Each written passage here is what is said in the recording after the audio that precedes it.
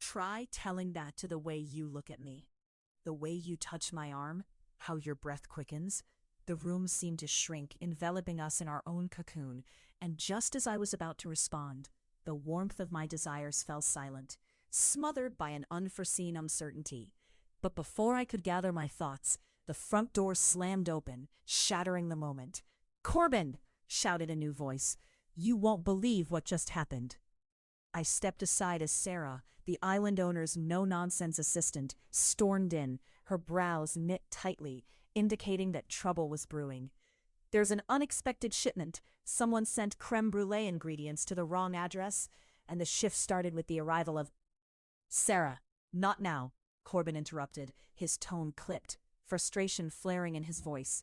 He glanced back at me, hesitation flickering like a compass needle caught between directions.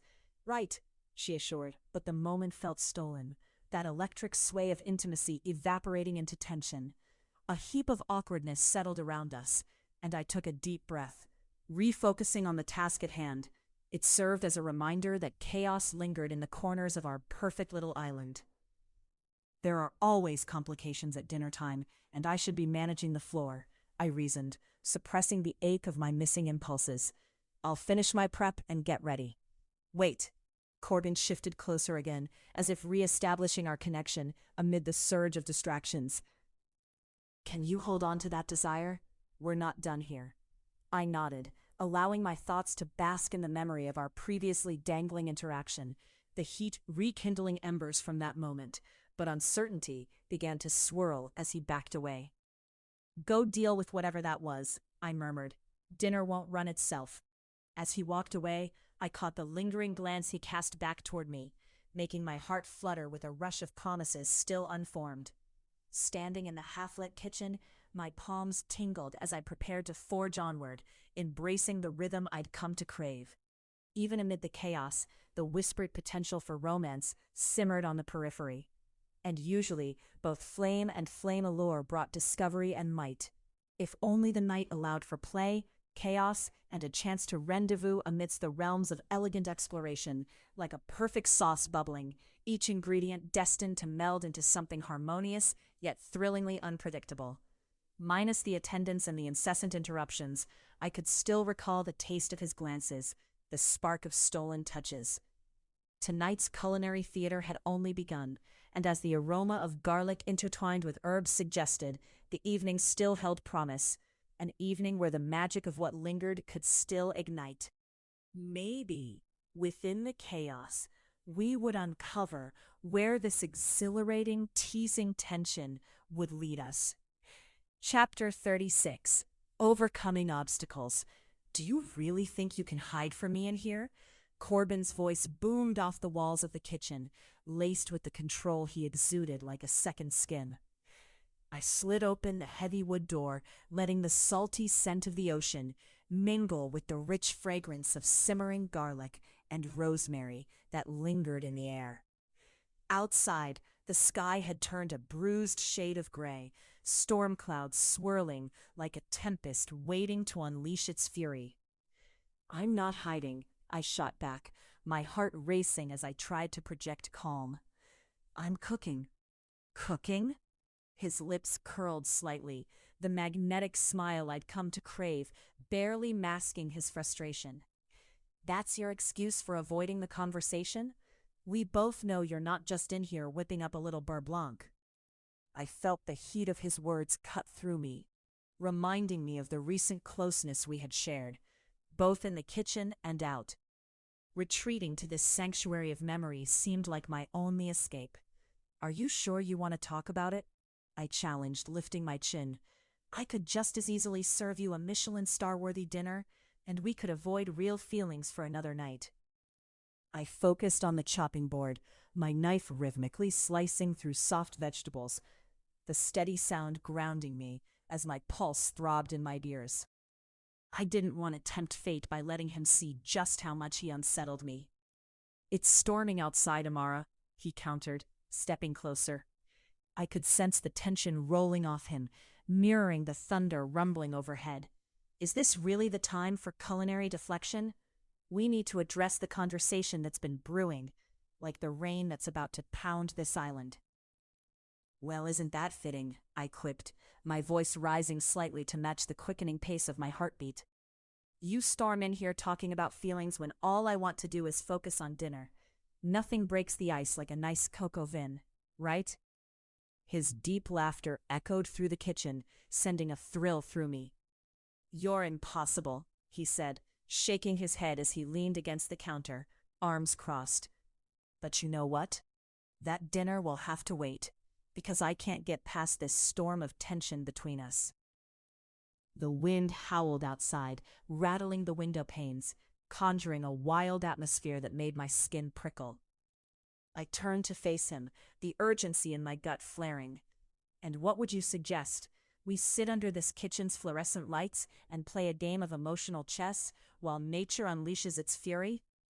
He stepped forward, invading my space in a way that sent a flurry of butterflies through me. Actually, yes. That's exactly what I'm suggesting. But it's not just a game to me. We can't keep skirting around this. I'm not, I protested, but even I could hear the tremor in my voice. Tell me, he urged, his eyes locking onto mine with an intensity that made my breath hitch, what you're really afraid of. There was no arguing against the truth in his words. I opened my mouth, ready to unleash some half-baked excuse, but instead I felt the walls I had built start to crack. You know the risk, Corbin. I can't afford to lose everything by letting you in. Everything? He let out a humorless laugh, stepping back as if I had slapped him. You think that I'd take everything from you? Let me remind you, Amara, I'm not the villain here. You still don't acknowledge what I have to offer. Because I don't trust you, the assertion slipped out before I could catch it, flowing from my lips like lava erupting from a volcano. And why won't you let me prove myself? His voice lowered, soothing yet demanding, the undertones of hurt glimmering beneath. Tell me I'm wrong, and I'll leave. But if there's even a flicker of hope, try to embrace it. Hope? I echoed incredulously. Hope doesn't save us from betrayal, Corbin. Before I could question why I had said it, before I could reel back the emotional arrow that had struck its target, thunder crackled violently above us, shaking the very foundations of the island. I felt as if the storm were raging within me, a cyclone of fear and unspoken desire that I was perilously close to surrendering to. Face it, he declared, stepping toward me, his presence both a shield and a challenge. There's something real here, Amara, something sacred. Let's stop pretending there's nothing to fight for. I swallowed hard, terrified yet liberated by that simple invitation. You really think so? He nodded slowly, his expression earnest. I do. The heavy humidity suffusing the kitchen wrapped around us, creating an electric tension in the air. I suddenly found my footing diminished as a wave of longing swept through me. You've made me vulnerable, Corbin, and I don't handle vulnerability well. Oh, I think you do, he replied, a soft challenge in his eyes. You just need to let go of your expectations, stop measuring every moment against the rules you've set. This storm outside is only an afterthought compared to the tempest brewing between us. As if on cue, the rain began to hammer against the windows like fists demanding entry, and I could feel the world dissolve beyond the glass. The reality of being trapped here, just the two of us, ignited a flicker of exhilaration within me. I stepped closer to him, shockwaves radiating between us. There was no denying it any longer. Okay then, if we're being honest. I took a breath, feeling the warmth of his body envelop me. What happens if we fail? That's where the real magic lies, Corbin whispered, leaning closer until his breath brushed against my cheek. Let's find out together. With sharpened senses, I could see the shadows dance in his eyes, but any hesitation evaporated when he reached for my waist, pulling me closer until our bodies ignited together. The air between us thickened as heat flared, eclipsing the outside world. You're infuriating, I stated, my voice barely a whisper, but the passion bubbling beneath it was undeniable. Then put me in my place, chef, he prompted teasingly. What if I burn my dish? I shot back, daring him with a sly smile. "Then I'll be the one to savor it," he replied, his lips curving into a grin that set my heart racing. And in that moment, it felt like the heavens themselves had found their voice in our union. We launched into each other, lips colliding like thunder, fierce and untamed. The sweet taste of clove and late summer evenings lingered on his mouth, and as he pulled me against him, I melted into his warmth. I was no longer concerned about the storm outside, because the chaos within had finally found its match. He pulled back just enough to murmur, "Let's leave the cooking for later." I laughed, breathless and exhilarated by the unpredictability of it all. "You're incorrigible, Corbin Langston." "With you," he replied, our faces a mere breath apart. "I can't help myself." As he captured my lips again, the world outside was reduced to nothingness. There was only us. Every sensation flickered like the tension in the air as we dove deeper into the heart of our storm, surrendering fully to the moments that would come to define us. "Amara," he whispered between heated kisses, "let go." And I did. Chapter 37. Layers of Trust. The salty breeze off the coast tingled against my skin as I stood in the kitchen, the faint scent of roasted garlic mingling with the fresh herbs I was chopping on the marble countertop. Sunlight streamed through the large windows, revealing an almost ethereal glow that bathed the island in a golden hue. Everything here felt intimate, and yet today the air weighed heavy with an invisible tension that had settled uncomfortably between Corbin and me. "Are you going to be on your phone all day?" I barked, attempting to shatter the silence with a tone that held more bite than I intended. My fingers trembled slightly over the fresh basil leaf I was shredding, the edge of the knife dancing on the cutting board. Corbin, leaning against the doorframe with his arms crossed, raised an eyebrow, his smartphone flickering momentarily in his hand before he tucked it into his pocket. "I was just trying to keep track of the suppliers," he replied, his voice steady, but with an undertone that hinted at the frustration simmering just below the surface. "You don't need to monitor everything. We can handle a little spontaneity. Or is that too much for you?" I probed, the heat rising in my cheeks. The moment clung to us, each word resonating in the minuscule space between our bodies like a taut string about to snap. Corbin pushed away from the door and stepped toward me, the shadow of his presence throwing my thoughts into stark contrast. "Spontaneity is fine, Amara, but we have a dinner service later. I can't just leave everything to chance." He leaned closer, his voice dropping to a whisper, almost conspiratorial. "You think cooking is all about whim and finesse? There's a method to the madness." I scoffed, tossing the basil into a simmering pot. "It's easy for you to say when you're not the one who has to taste everything. You just get to enjoy the luxury of a method, while I'm left scrambling to please a bunch of snobby food critics." He took a breath, frustration lacing his features. "I'm not just enjoying the luxury, Amara. You act like I'm here for the free meals. Every decision I make, every critique dish you create, carries weight. This is my reputation on the line, just as much as yours." I straightened, challenged by the way his words hung in the air like a puff of smoke from an extinguished flame. "So what? We're both fighting for respect in this industry. You know that, right? How do you think that feels?" "Are we really doing this?" His eyes narrowed, a blend of irritation and concern crossing his face. "Yes, we are." I stepped forward, letting my own frustration collide with his. "You keep me at a distance, and then expect me to trust you, trust us, when I can't even tell if I'm just a part of your plan."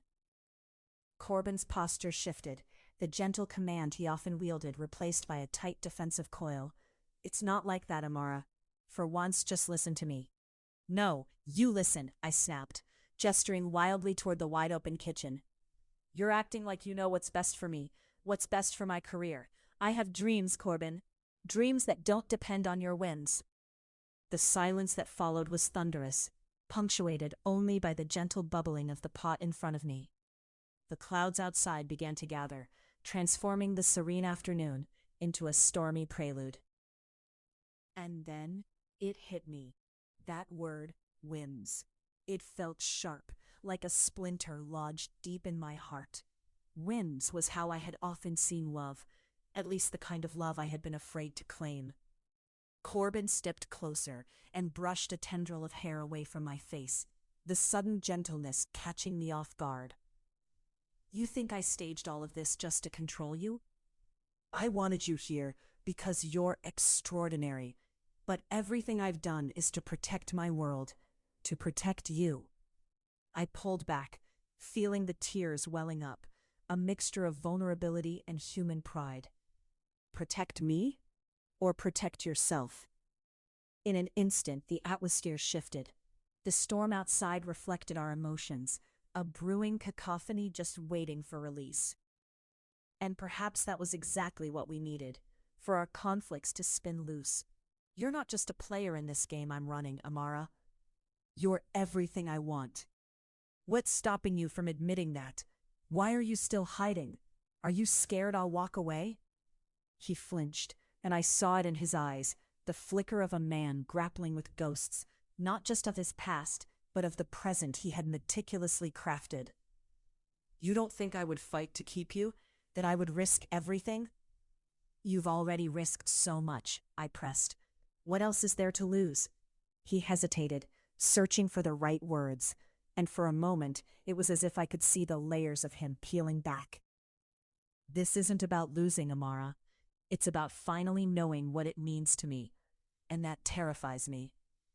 The storm clouds behind him rolled ominously, and I could feel my heart racing, matching the rhythm of thunder rumbling outside.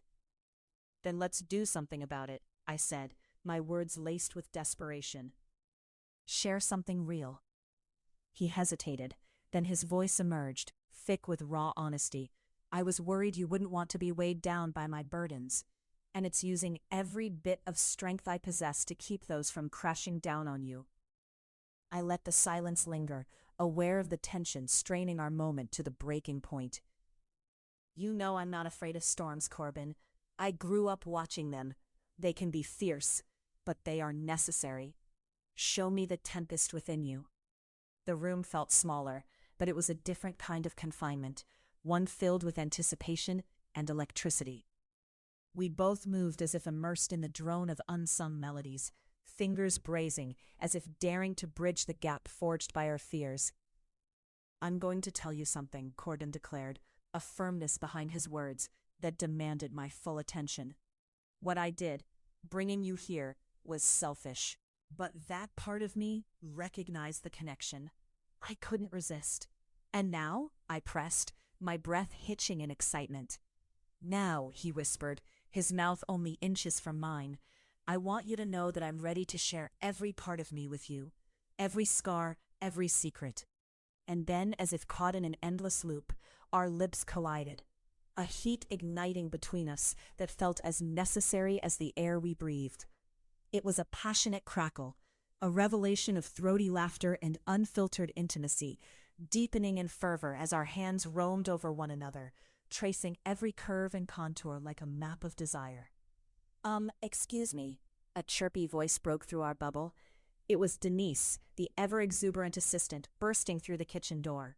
Could we, not turn this kitchen into a soap opera? I'm pretty sure there are more important things to worry about, like the fact that it might rain enough to ruin the dinner service. Corbin and I sprang apart, laughter breaking the tension as Denise waved her hands dramatically, oblivious to the way our hearts ricocheted between passion and embarrassment. You're really sticking your nose everywhere today, I retorted, my own heart racing with the remnants of our shared moment. Hey, I'm just concerned that if you're busy locking lips, the soufflé will collapse, she shot back, the smirk playing at her lips. And I'd rather not take the blame for that.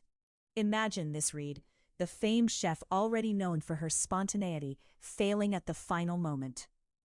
Corbin chuckled, shaking his head. You know she's just teasing, right? I didn't hear that in the kitchen rules, she replied, gesturing toward the clouds growing darker outside. Lightning strikes have been known to be rather disruptive to soufflé scooping. We'll be just fine, I teased back, regaining some composure as I glanced at Corbin, who still wore that delicious mix of amusement and desire. Just get yourself ready. You'll want the best seat for the show. Oh, I already have a seat reserved just for that, Denise replied, winking. but I'm betting on a spectacular dinner, finishing off with a proper souffle. Fingers crossed, I replied, my throat suddenly dry as I remembered how our earlier argument paralleled the rising tension in the air. But as Denise left with a playful wave, I turned back to Corbin. We need to figure this out. He was still close, and it felt like the world around us had faded, leaving only our shared heartbeat weaving the unspoken words between us. How about we get through dinner first? I could see it in his eyes, the willingness to surrender to what lay beneath the surface, as well as the layers of our trust that had yet to be unveiled. As we faced the tasks ahead, it felt like in each clash of steel, a new bond was forged, even in the face of storms. With one final caress as we stepped toward the stove, I whispered, I'm ready if you are. We'll take it one layer at a time. He winked, his smile igniting that simmering synergy between us. Just don't let it boil over, I teased back, laughter ringing in the air, the rhythm of our lives blending in concert with the storm outside. As the first drops of rain pattered against the windowsill, I understood. Building trust could be tumultuous, but together we would weave our own narrative, a beautifully layered souffle of understanding, love, and desire simmering between us. And it was just the beginning. Chapter 38. Betrayals and Challenges. The aroma of saffron danced through the air, wrapping around me like a silk shawl, inviting yet delicate, its fragrant elegance reflecting the chaos bubbling just beneath the surface of my life. I had spent hours in the kitchen, lost in the rhythmic chopping of vegetables, the gentle simmer of stock on the burner, and the melodious clatter of pans, weaving together flavors as a balm against my mounting anxiety. Yet there was no escaping the tension spiraling through the looming evening. My thoughts drifted, clouded by memories too fresh to dismiss. As the sun dipped low, casting a warm glow across the island, Corbin's laughter shattered my reverie as he stepped into the kitchen. He looked effortlessly striking in a deep navy shirt that clung to him like a second skin, highlighting the elegant curve of his shoulders and the precise angles of his jaw. When he smiled, it was with that particular charisma of his, both charming and magnetic, an invitation I found impossible to resist. Are you planning to cook for a small army, or are you just trying to impress me? He teased, leaning against the doorframe with an ease I envied. Maybe both, I shot back, the corners of my mouth curving despite my earlier tumult. Or perhaps I'm just preparing for a night of culinary brilliance that's destined to be my finest hour. Confidence looks good on you, Amara, but let's be real, if you wanted to impress me, you might want to try a little less saffron. It can be overbearing if used incorrectly, he quipped, a teasing glint sparkling in his eyes. His playful banter pulled me closer, enticing a smile that felt genuine, igniting the connection that had developed between us. Perhaps tonight could be an escape from the tumult within me, but then the doorbell rang, shattering our shared moment. I exchanged a puzzled glance with Corbin, feeling my stomach flip with unease as I turned toward the door. Who could that be? If it's a surprise guest, I may need to arm myself, he said lightly, rolling his shoulders in preparation as he strode toward the sound. The air shifted sharply as I opened the door and felt my world tilt sideways. There stood Jonathan, my ex-partner, leaning casually against the frame, a smirk playing on his lips. The very sight of him twisted my gut, reigniting memories I'd buried deep under layers of ambition and desire. Amara, there you are. I thought I'd drop by. It's been too long, he said, stepping in without an invitation, his presence filling the space between us like a heavy fog. What do you want, Jonathan? I asked, trying to ground myself, settling into an assertiveness that felt almost foreign. Just came to check up on you, he replied, his eyes glancing past me to Corbin, now standing just behind, surveying the scene like a hawk ready to protect its territory. You've certainly upgraded your living situation. Corbin folded his arms, his body language an immediate barrier, a protective shield. I could see the tension ripple through him, a silent promise to keep the peace, but my own resolve began to waver. Is that how you see it? Is that how you see me? I challenged Jonathan, punctuating every word with the underlying fierceness that had bloomed in me over the last few months. I'm not just a project for you to check off or an upgrade.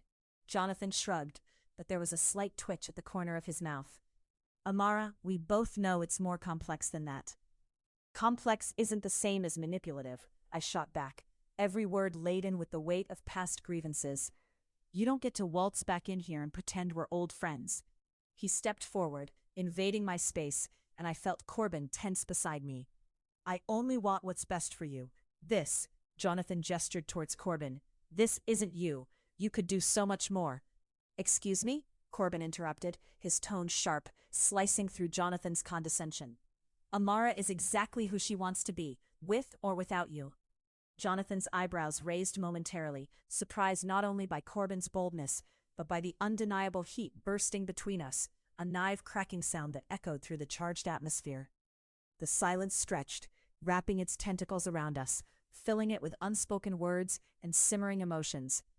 Interesting dynamic, Jonathan said, his smirk returning. But really, Amara, you're letting your career spiral under someone else's shadow. Is this what you envisioned for yourself? Before I could reply, Corbin interjected. This might be better suited for a different setting. We can discuss business, Amara. Business? Jonathan laughed, a bitter sound like breaking glass. She's still in the kitchen, isn't she? How's that for trivialization? With a quick exchange of glances, Corbin's grip on the situation tightened as he stepped closer, his mere presence radiating authority. Let's keep this between us grown-ups, shall we? Jonathan squared his shoulders, the playful veneer cracking, revealing the insecurities beneath. Amara deserves more than an island fantasy. It's time you question if this is where you truly want to be. Excuse me for a moment, I interjected, making my escape to the kitchen, needing a second to gather the whirlwind of emotions swirling in my chest. A moment later, Corbin followed, his aspect serene yet focused, closing the door behind him. Amara, he said softly, are you okay? My breath came unevenly as I faced him, the reality of Jonathan's comments washing over me. I'm fine, I can handle this. But are you fine? He pressed, his voice a grounding force that settled in my chest. He doesn't know you like I do. No one knows me anymore, I breathed, frustration coursing through me. I've been so busy trying to make a name for myself, I forgot what I really wanted. Corbin's intensity intensified, his eyes locking onto mine, holding me captive in a way that triggered all the defenses I had carefully constructed over the years. Then let me remind you. In a heartbeat, he closed the distance, uncaging a passion that surged between us, igniting the air around us like heat from a furnace. The flicker of indecision evaporated, and suddenly I was drawn in, lost in the fervor of his kiss. His lips were warm, tasting of the wine he'd sipped earlier, rich, full-bodied, and intoxicating. I melted against him instinctively, the world outside blurring into a distant memory as the kiss deepened, our bodies entwined like vines reaching for the sun. The intensity surged again, and I could almost hear the echoes of Jonathan's voice fading into the background as I surrendered, overwhelmed by the rush of desire. My fingers tangled in Corbin's hair, pulling him closer, feeling the strength of his body encasing me, a protective fortress guarding against the chaos outside. We broke apart, breathless, our foreheads resting together. Whatever he said, it doesn't matter, Amara. You are so much more than he ever realized. I searched his eyes for the truth, my world teetering on the precipice of fear and hope. But what if I'm not? The subtle shift in his body told me he understood. He cared. What if there's a reason you're here with me, why you're cooking for me, learning about this world? You're forging your own path. But, my voice trailed off, fragments swirling in confusion. His expression turned serious, conviction radiating from him like a beacon. That man doesn't define you. You're powerful. It's time to reclaim that power, Amara. And just like that, the words wrapped around me, anchoring me as I connected with his desire for me to step into my own strength. You mean it? He nodded, determination etched in every line of his face. You don't have to hide, not with me. Stepping back from our embrace, I took a deep breath. You're right. I need to face this head on. Want me to tag along? He offered, his playful demeanor returning just before I could lose myself in old fears. With you? Absolutely, I said with a half smile, knowing what would come next. The door swung open again, the striking scent of dinner wafting towards the living area as we regrouped, ready to face the unwelcome intruder lurking just beyond the safety of our connection. The kitchen felt like hallowed ground now, a place of trust encasing our unapologetic passion. As we stepped out, hand in hand, I turned to Corbin, a thrill racing through me at the irresistible warmth emanating from him. No one can take that away from us. Together then? Together, I confirmed, as we braced ourselves for the challenges ahead. The evening was far from over. The culinary journey awaited, ripe for exploration, as we prepared to silence the whispers of the past with our laughter and tenacity. Just promise me one thing, I said, hesitating as the shadows of doubt crept back ever so slightly. No sass during dinner. Only the finest culinary reviews, I assure you, he winked, and the laughter that escaped felt like the sun breaking through clouds, heralding brighter days ahead. And with that, we turned to face both Jonathan and the challenges awaiting us, emboldened, ready to reclaim not just my future, but the intricate fate we wove together. Chapter 39. Growing Pains. My fingers danced nervously over the countertop, tracing the cool, smooth surface of the marble just as the waves crashed rhythmically against the shoreline, their sounds a distant reminder of the storm brewing within me. Each culinary tool had its place, but today my mind felt cluttered, as if a chaotic sous chef had commandeered my thoughts. I couldn't shake the feeling that Corbin was just a conversation away from a secret he hadn't shared, one that might change everything. Amara, Corbin's voice boomed from the dining room, cutting through the dense silence in the kitchen like a knife through my carefully woven thoughts. Get in here, you need to see this. I sighed, my heart fluttering uneasily. He often summoned me with both authority and allure, a combination I found intoxicating. But this time, a twinge of apprehension twisted in my gut. I wiped my hands on the apron and stepped out of the sanctuary of my kitchen, making my way into the grand dining area where sunlight flooded through the expansive windows like liquid gold. What? I said, trying to maintain a semblance of nonchalance despite the apprehension simmering beneath my surface. Corbin, perched on the edge of his chair, held up his smartphone, the screen glaring with some kind of news article. Look at this, he instructed, his brow furrowing. A hint of irritation edged his voice, like an undercurrent that signaled a brewing conflict. I leaned in closer, the scent of freshly ground spices still lingering on my skin, mingling with the citrusy tang of the lemon tart I had just completed. My eyes flickered across the headline. Local celebrity chef's scandalous secret, personal chef or professional intrigue. The article discussed me, my expertise, my career, and the shadow of Corbin's influence looming over every mention. My breath caught in my throat. Is this a joke? I spat, feeling the heat rise in my chest. This isn't how I wanted my name associated with yours. Amara, you know I didn't ask for this to happen, Corbin replied, voice steady, yet edged with frustration. The timing is bad, and it plays into the narrative that I was simply using you for publicity. I didn't ask to be part of your world. I had my own life, I fired back, the tremor of hurt noticeable in my tone. The truth was I had sacrificed so much to be here, and yet all anyone saw were the headlines. I could see the flicker of denial cross his sharp features. That's not fair. You know it wasn't the intention. He leaned back, running a hand through his hair, frustration morphing into something more profound, something heated that I couldn't disregard. Then what was the intention, Corbin? Do I really need to spell it out?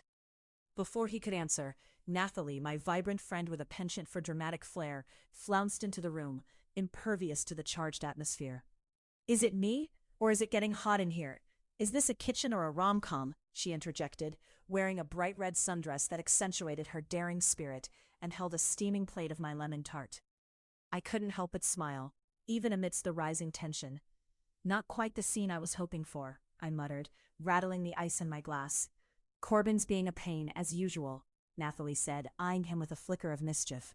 You know what I think? I think hot tempers need a cool dessert. Come on, people, sweets will always make things less bitter.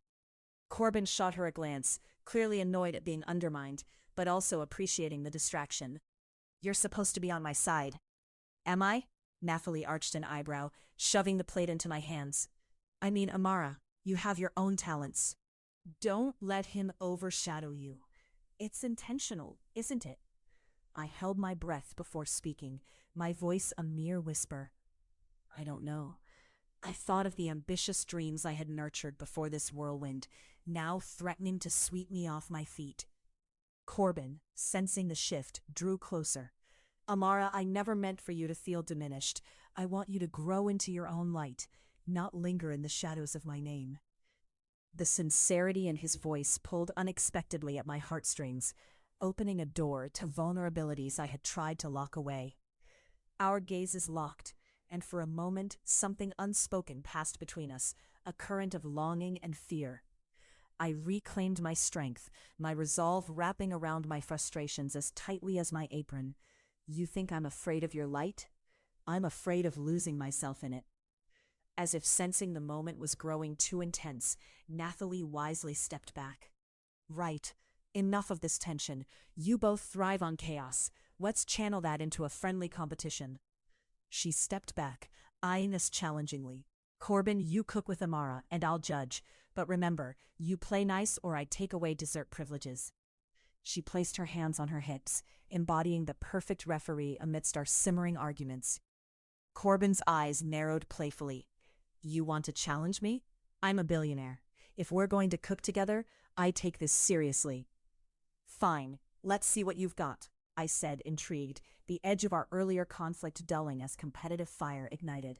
The tension morphed from frustration into spirited rivalry. As we dove into the recipe creations, flour danced in the air, spices became our armor, and laughter began weaving itself into the fabric of our bickering. I caught Corbin's eyes flickering mischievously as he instinctively reached out to sponge batter off my cheek, our bodies just inches apart. Careful, I said, glancing at him with challenge. Next time I might be the one doing the dunking. Is that a threat? He mused, an infuriating grin breaking across his handsome face. A promise, I shot back, playfully swatting his arm. We fell into rhythm, an unspoken understanding gleaming between us like the sharpened blades of the kitchen knives we wielded. The culinary competition ran on, fueled by adrenaline and sparks that danced through the air. Yet as the culinary exploration continued, Corbin's authoritative style clashing with my creative flair, there was an undercurrent of intensity. The easy banter occasionally yielded to moments where unexpected tension wrapped around us like thick smoke. Your plating, I critiqued, leaning in too closely for our usual comfort. The heat of his body stirring an excitement in my veins. Does it even remotely resemble art? I'm a businessman, he replied with a smirk, our faces inches apart, the invisible wall we had erected crumbling. Not everything is about profit margins, Corbin, I whispered, the breath between us catching flame. You know I can't help but bring that world with me, don't you? He said quietly. Why do you have to? My heart raced as I wrestled with sincerity and vulnerability that laid just beneath my words. Because I want you to be part of it, he admitted, vulnerability seeping through his well-crafted armor. But not if it causes you pain. Why not admit it? What we have isn't just for sharing recipes. I danced between accusation and desire, our hearts pulsing to a symphony of longing and frustration. You think I'm manipulating you, don't you? I think you're protecting something very dear, your reputation, your life, I countered. But at what cost to me? As if jolted from the moment, Corbin took a step back, tension marking his features like a tapestry woven in conflict. Is that what you think? Let me prove otherwise. In one swift motion, he crossed that final space between us, capturing my wrist gently. His eyes bore into mine, layers of unspoken words constricting the air around us. You need to know, Amara, whatever you thought about this opportunity, There's a genuine bond that's bloomed. Then how can I trust you? Before I had time to brace myself, he leaned down, capturing my lips in a kiss that was nothing short of a tempest. Passion swelled between us, raw and dynamic, tantalizingly brimming with unresolved tension. I melted against him, my body responding with fervor to the power of his touch. Nathalie's laughter echoed faintly in the background, but it was drowned out by the heart-thumping reality of Corbin's kiss, an intimacy earned through the convoluted threads of our shared confrontation.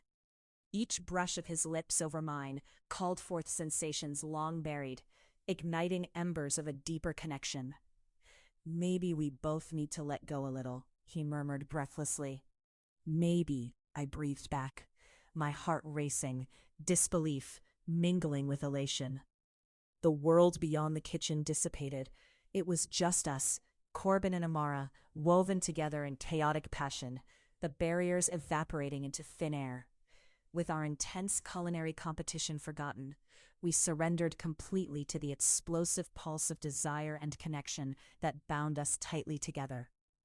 As I pulled back at last, my breath came in quick gasps, and I leaned against the counter to steady myself, still caught in the whirlwind of emotions swirling in the air. "Just promise me we'll address the real issues when this is done," I whispered, a playful smile breaking through our shared intensity. He chuckled softly, a lingering glint in his eyes that felt both caring and lethal. "Only if you promise not to get flour in my hair." "Deal," I announced with a laugh, basking in the lightness that had invaded the earlier tension. But beneath us all, I felt the weight of the world, laden with secrets still hidden in the shadows, waiting to be uncovered. The game we played was far from over. As the scent of fresh pastries and heated competition filled the air, I couldn't help but wonder what price we would pay to heat this connection, not just in the kitchen, but in the inscrutable depths of our hearts. "Let's just hope I don't burn the place down," I teased, but the words hung heavier than the dairy-laden air. Corbin grinned, a flicker of mischief flashing across his face. "Burn? I'd need more than my insurance policy for that." And as we continued to barter playful jabs while flirting with uncharted emotional territory, something deep and transformative bloomed on that sun-kissed island. The price of our passions rewritten in flour and fire. Chapter 40. The Culinary Duel. The scent of roasted garlic and fresh herbs drifted through the air, mingling with the ocean breeze, a heady combination that should have inspired a sense of peace. Instead, I stood in the open kitchen of Corbin's estate, my heart racing with a mixture of trepidation and, if I were honest, anticipation. The thin line between excitement and anxiety blurred as the sunlight poured through the floor-to-ceiling windows, casting playful shadows upon the polished marble countertop. "Amara," Corbin called, his voice slicing through the tension like a knife. "Are you ready to concede?" A teasing lilt danced in his tone, but I could see the steel beneath that charming facade, an iron resolve hidden within those dark, steady eyes. He leaned against the granite island, arms crossed, a playful smirk teasing at the corners of his lips. I longed to wipe that grin off his face, not with a spatula, but with every ounce of culinary skill I had. "Concede? Please," I chuckled, tossing my hair over one shoulder with a confidence I hoped would mask the flutter of my pulse. "You may have money, but I have seasoning. And talent." "Talent? Is that what they're calling it?" My friends Elena and Marcus, who had gathered to witness this culinary showdown, shared an amused glance. "More like a recipe for disaster," Marcus chimed in, sipping his wine as if attending a theater performance. "No offense, Corbin." "None taken," Corbin replied, still leaning there, his posture relaxed, all the while exuding a tension that electrified the air between us. "Let's see what you've got, Amara." Challenge accepted. My smile was unyielding as the timer on the oven ticked ominously behind me. In that moment, everything else faded. The glistening pans, the vibrant produce, even our friends, as the pulse of competition surged between us. As we dove into our respective preparations, I could feel the weight of his gaze, a different kind of heat, layered with something deeper than mere rivalry.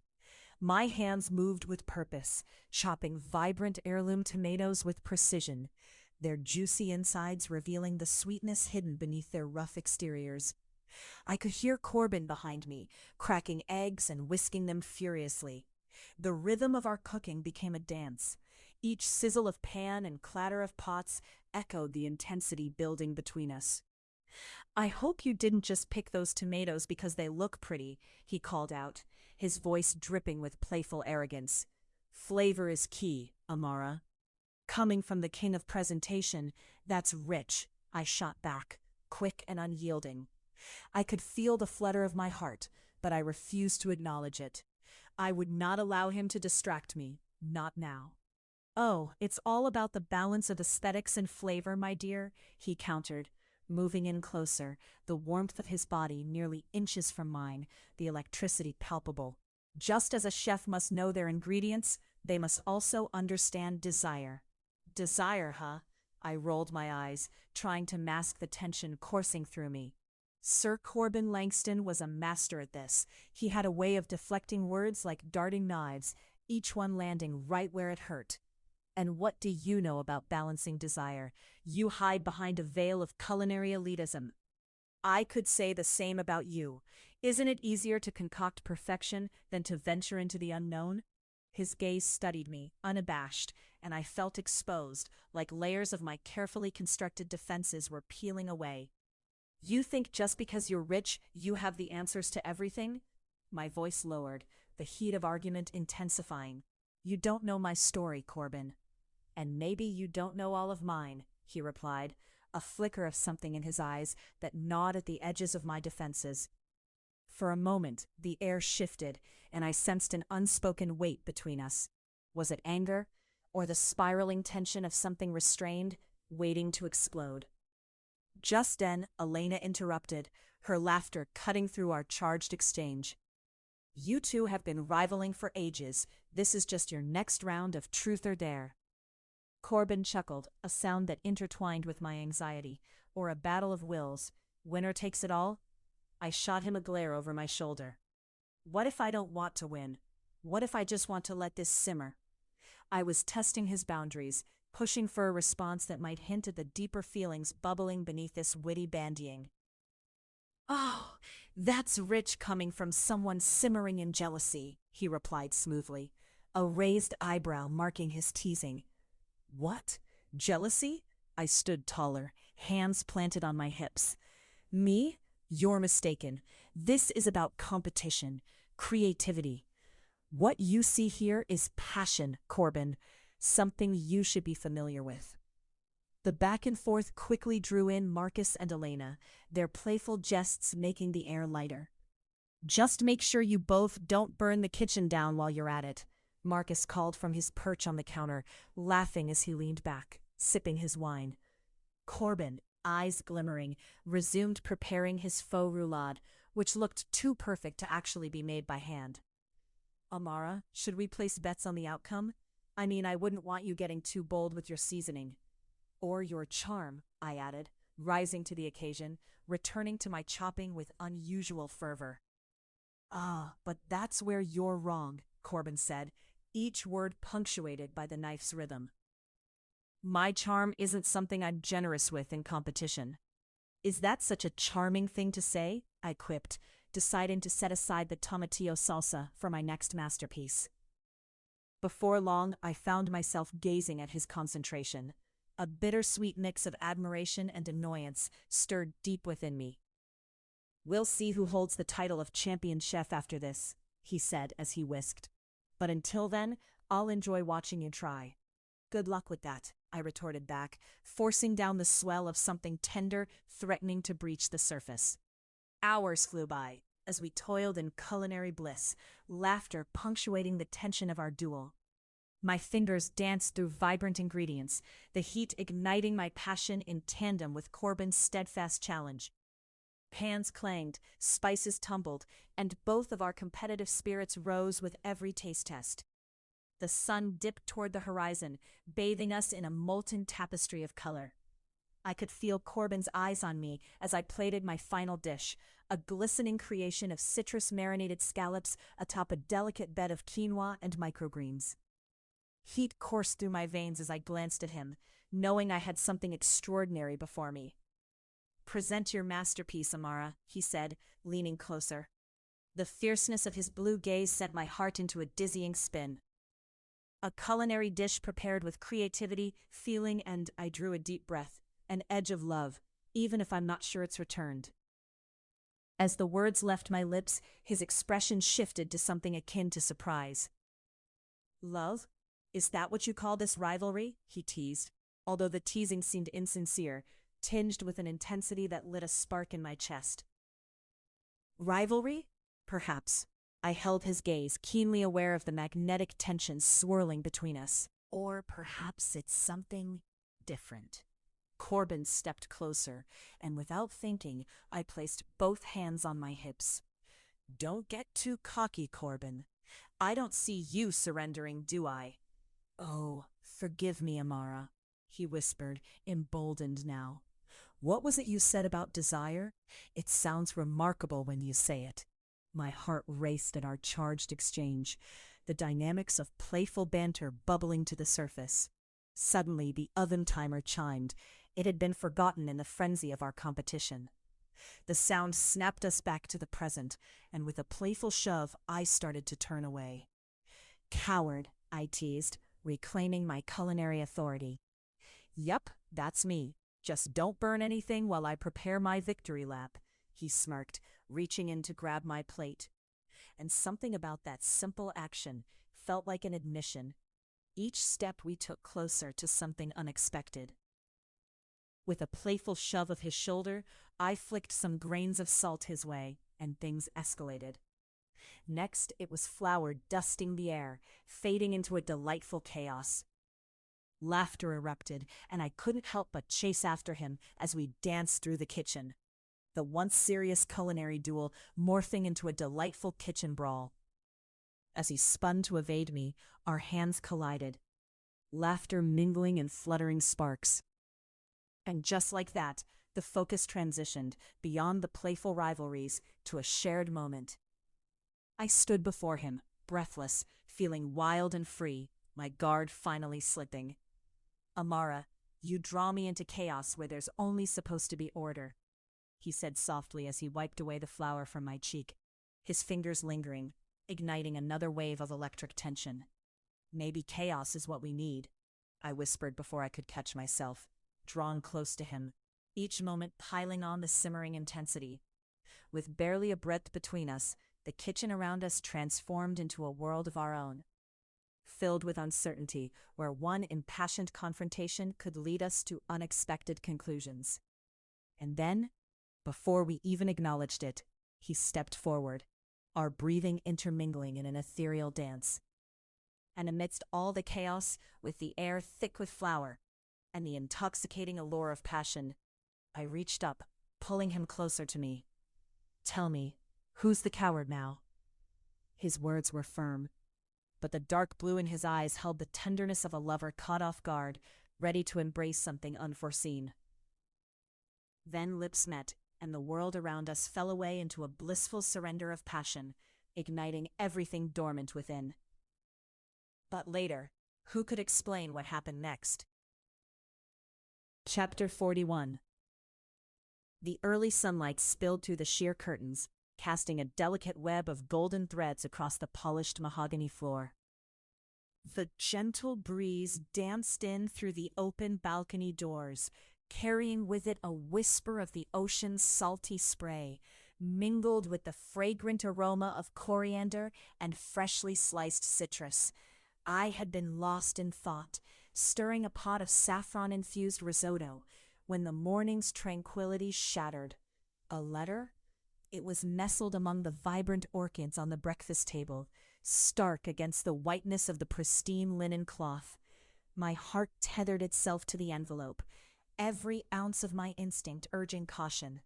The wax seal bore an insignia I didn't recognize, one that whispered secrets from corners of Corbin's life I had yet to explore, much like the flavors I used to introduce in my food. "Amara?" Corbin's voice resonated from the kitchen, rich and warm. He appeared moments later, still dressed in the tailored suit he would don for a business meeting, his tie perfectly knotted, his shirt pristine as though he hadn't just rolled out of bed. "What's that?" He eyed the letter, the tension in his brows settling like the sun atop the horizon. "Just a letter," I replied, my fingers hovering over the thin paper, sensing the weight of its contents as if it were a loaded knife. I attempted to feign nonchalance, but the flutter in my stomach was much too insistent. He stepped closer, a commanding presence that filled the air around us. "Open it," he prompted, his voice an invitation wrapped in mystery. "I will," I said, voice quivering. "In a moment." "Why not now?" He shifted, curiosity sparking in his eyes, alert predator surveying its cautious prey. Before I could catch myself, I snapped, my desire for control surfacing. "I don't need your direction, Corbin." Eyes narrowing slightly, he leaned closer, a breath away, heat radiating between us like a tangible thing. "Just trying to help, Amara. It's hard to bear the tension when you're clutching that letter like it's a grenade." The atmosphere swirled between us, charged with the anticipation of confrontation, the unfiltered possibilities of acknowledgement. Tension? Really? Is that how we're framing this? Do you think I need you to interpret my feelings for me? "Do you?" His response was deep and measured. The intimate balance of power hung heavy, as if every unspoken word danced around us, tauntingly. A spark of irritation flared deep within me. I shoved the letter into my apron pocket, turned my back on him, and forced myself back to the risotto. A mistake? Maybe. But the seething urge to retaliate became a rhythm I could cling to while I whispered a prayer of coherence. Corbin was right behind me, his eyes unreadable. "You're angry. I get it. But isolating yourself isn't going to solve—" "Why can't you just let it be?" I barked, my grip tightening around the spoon. "Why does everything have to be this analysis between us?" His response was soft but firm, a note of empathy laced with frustration. "Because, Amara, the foundation of trust is built on understanding. You're blocking me out." With a swift motion I turned, spoon held out like a sword. "I'm not blocking you out. I'm trying to keep you out of my past." Corbin's gaze lingered on my face, the closeness of his essence making reason falter. "You think it's just your past?" "I'm going to read it," I declared, defiance coursing through me like adrenaline. "Right now?" He stepped back, crossing arms over his chest, a vulnerable wall up as he prepared for whatever impact the letter would bring. "Yes, right now," I shot back, pulling the letter from my apron pocket, feeling gravitas in every word as I sliced the seal open. I read it aloud, my voice taut yet trembling. "Dear Amara, I hope this finds you well." As I read on about secrets buried in anonymity, financial transactions, and whispers of familial obligation, my stomach churned. Each word felt like a dagger driven home, revealing Corbin's ties to a world of money and manipulation I had only glimpsed. When I finished, my spirit felt frail. "What is this?" My voice trembled with realizations too heavy to hold. "Why didn't you tell me?" Corbin was already shaking his head. "It's not your business." "Not my business? It gets harder to separate your life from mine when it's written in black and white. You've lied," I shot back, anger coursing through each syllable like boiling water. "I didn't lie," he interjected, his voice barely above a whisper, but it carried the thunder of a storm long brewing. "I thought I was protecting you." "Protecting me from what? The truth? Why would I want to be with someone who hides their past? It feels like a betrayal." His body tensed, breath hitching on the cusp of a confession. "There are people who would hurt you because of it. I didn't want to give them the chance." "I don't care," I shouted, feeling the weight of my own words, passion and pain blending in a cauldron of fiery desire. "I'm strong. I don't need placating or your misguided protection." The silence roared between us, thick and charged, craving connection yet desperately shielding my heart. His expression deepened, revealing vulnerability I hadn't anticipated. "You think I'm trying to control you?" "Honestly, yes." Every ounce of tension unspooled, the air in the kitchen simmering with unresolved feelings. His gaze bore into mine, an electric current buzzing around us. Amara, look at me. I couldn't. I wanted to smash something, anything to lighten the weight of this moment, but the warmth of his breath on my skin made my pulse quicken. My desire to flee clamored against an undeniable magnetic pull I couldn't ignore. Fine, I snapped, ignoring every sign of churning emotions. Let's just go back to pretending everything is perfect. Is that what you really want? His voice was low, wrapping around me like a rope, urging me closer against my will. Are we really going to keep doing this? I shot back, but inside, dread coiled like a snake. Maybe it's time we face this, even if it gets messy. I took a breath, catching the sharp, citrusy notes of my cooking wafting through the air, grounding me, bringing clarity amidst chaos. I can't keep doing this, I murmured. With a sudden thrust, Corbin surged closer, his frame enveloping mine, pressing me against the kitchen island with an intensity that stilled the world around us. I don't want to lose you, Amara. As his brow furrowed, my heart thundered. Every conflict swirled into the air around us, unsettled yet electric. Corbin. But he silenced me with a forceful pull, his lips crashing onto mine like a tidal wave, erasing everything but this moment. The kiss devoured my hesitation, igniting a fire that spread through me. I melted into him, savoring the overlap of passion and rage, a bittersweet symphony of heartache and longing. I gripped his shirt, fingers knotting into the fabric with urgency, absorbing the familiar taste of his mouth, the warm scent of sandalwood enveloping me. He hoisted me onto the counter, leaving space for his body to fit perfectly between my legs. Tell me you want this, he breathed against my ear, mouth brushing my skin, igniting volcanoes within me that had long remained dormant. Corbin, tell me, I want this. The words spilled out of me, boundless and true, echoing louder than the chaos swirling around us. His hands traveled my thighs, igniting bright sparks with every touch. The conflict and the heat, they intertwined until there was nothing left but this shared moment, the fire that drew us together and the past that threatened to tear us apart. You're everything to me, he murmured, brushing my cheeks. I was lost, drowning in a pool of uncertainty laced with exhilaration. He surged forward again, capturing my lips, a storm gathering, swirling with the promise that transcended our troubles. With a rough edge of desire, I grasped his hair, urging him close, while he maneuvered me against the cool surface of the marble countertop, igniting every coil of passion and longing. The world faded away, leaving only our moans and gasps, the juxtaposition of the letter's contents and our secret urgency unfolding. In that chaos, between heated breaths and fervent touches, I chose him. With every clashing heartbeat, we teetered on the brink, redefining the edges of trust, love, and reckoning with the past. Amara. His voice was thick with emotion as our bodies melted together, sparks igniting the boundaries of my heart and soul. And just for that fleeting moment, amid the heat and the storms of life, I let myself be swallowed whole. Would I explore the depths of his past? Perhaps. But for now, our kiss defined our present, and together we ignited a passion that refused to be tempered. In that cocoon of desire, I wanted nothing more than for us to dive deeper into this abyss together, past the shadows and the messiness, knowing that love could surge like a tempest, unpredictable, exhilarating, and ultimately transformative. Chapter 42. Unwanted Attention. The air was thick with the scent of vanilla and lemon zest as I whisked the creamy custard in the late morning light filtering through the kitchen windows.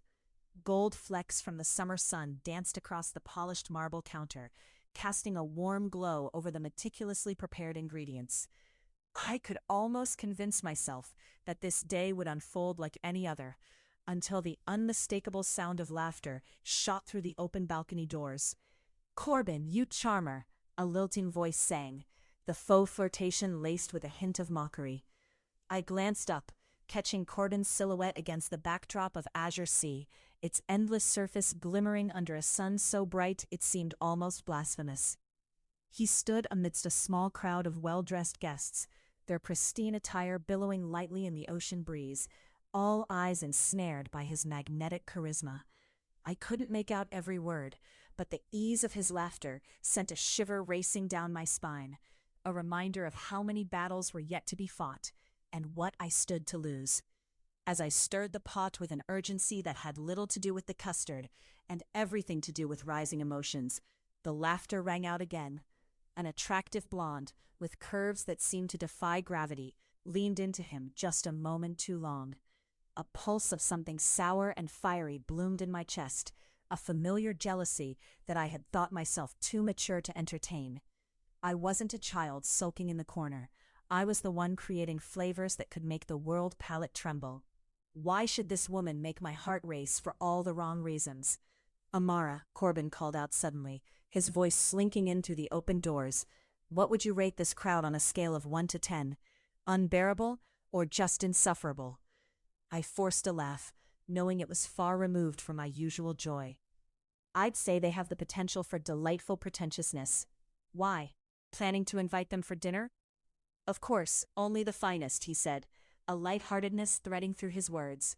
But the way his gaze seared through me was unmistakable. You handle those tastes beautifully, I'm sure. A knot tightened in my stomach. Not likely to be serving underdressed debutantes, Corbin. I heard the sharpness in my tone and was momentarily taken aback. Couldn't he see how he made me feel? Did he disregard the gnawing churn within me like it was Tuesday's lunch leftovers? Are you jealous? He asked, a teasing glint in his eye, but the tension in the air had shifted. My heart thudded fiercely, amplifying the sound of its rhythm as he stepped inside. The door swung shut, and the laughter faded slightly, creating a bubble that felt electric. Volatile even. Jealous? I scoffed, crossing my arms, my fingers gripping so tight I could feel the faint tremor. Why would I be jealous? It's just mildly infuriating to see you flaunt yourself like a prize pig at the county fair. He corked an eyebrow, a smirk hovering on his lips. A prize pig? How flattering, Amara. Clearly, when one radiates confidence like you do, it's difficult to know if you're after personal accolades or the suffocation of a small town with charm. Is that what you really think? His laughter turned serious, almost low. That I'm putting on a show for them? Not putting on a show, but quite the spectacle, I exclaimed, throwing my hands into the air dramatically. Admit it. He rolled his eyes, his voice playful yet laced with an undercurrent of desire. You like having me under your spell. Under a spell? I mocked, flicking a strand of hair over my shoulder. Please, Corbin, that sounds as convoluted as the souffle I made last week. Was that before or after your successful poached pear fiasco? He stepped closer, lowering his voice. You know, the one where half my kitchen nearly exploded? About that, I said, feeling adrenaline pulse through me. I've had my hands full with trying to impress my demanding landlord, who again happens to be entertaining guests who won't stop ogling him. He leaned slightly, the warmth of his hand brushing mine as it steadied against the counter. Such a familiar touch, a fire igniting deep within me. Amara, you should be more concerned with the culinary explosion of flavor in that custard, truly something that could revolutionize dessert. Trust me, that's the only attention you need. I swallowed hard, realizing how right he was. Every elaborate meal I crafted held the power to enthrall.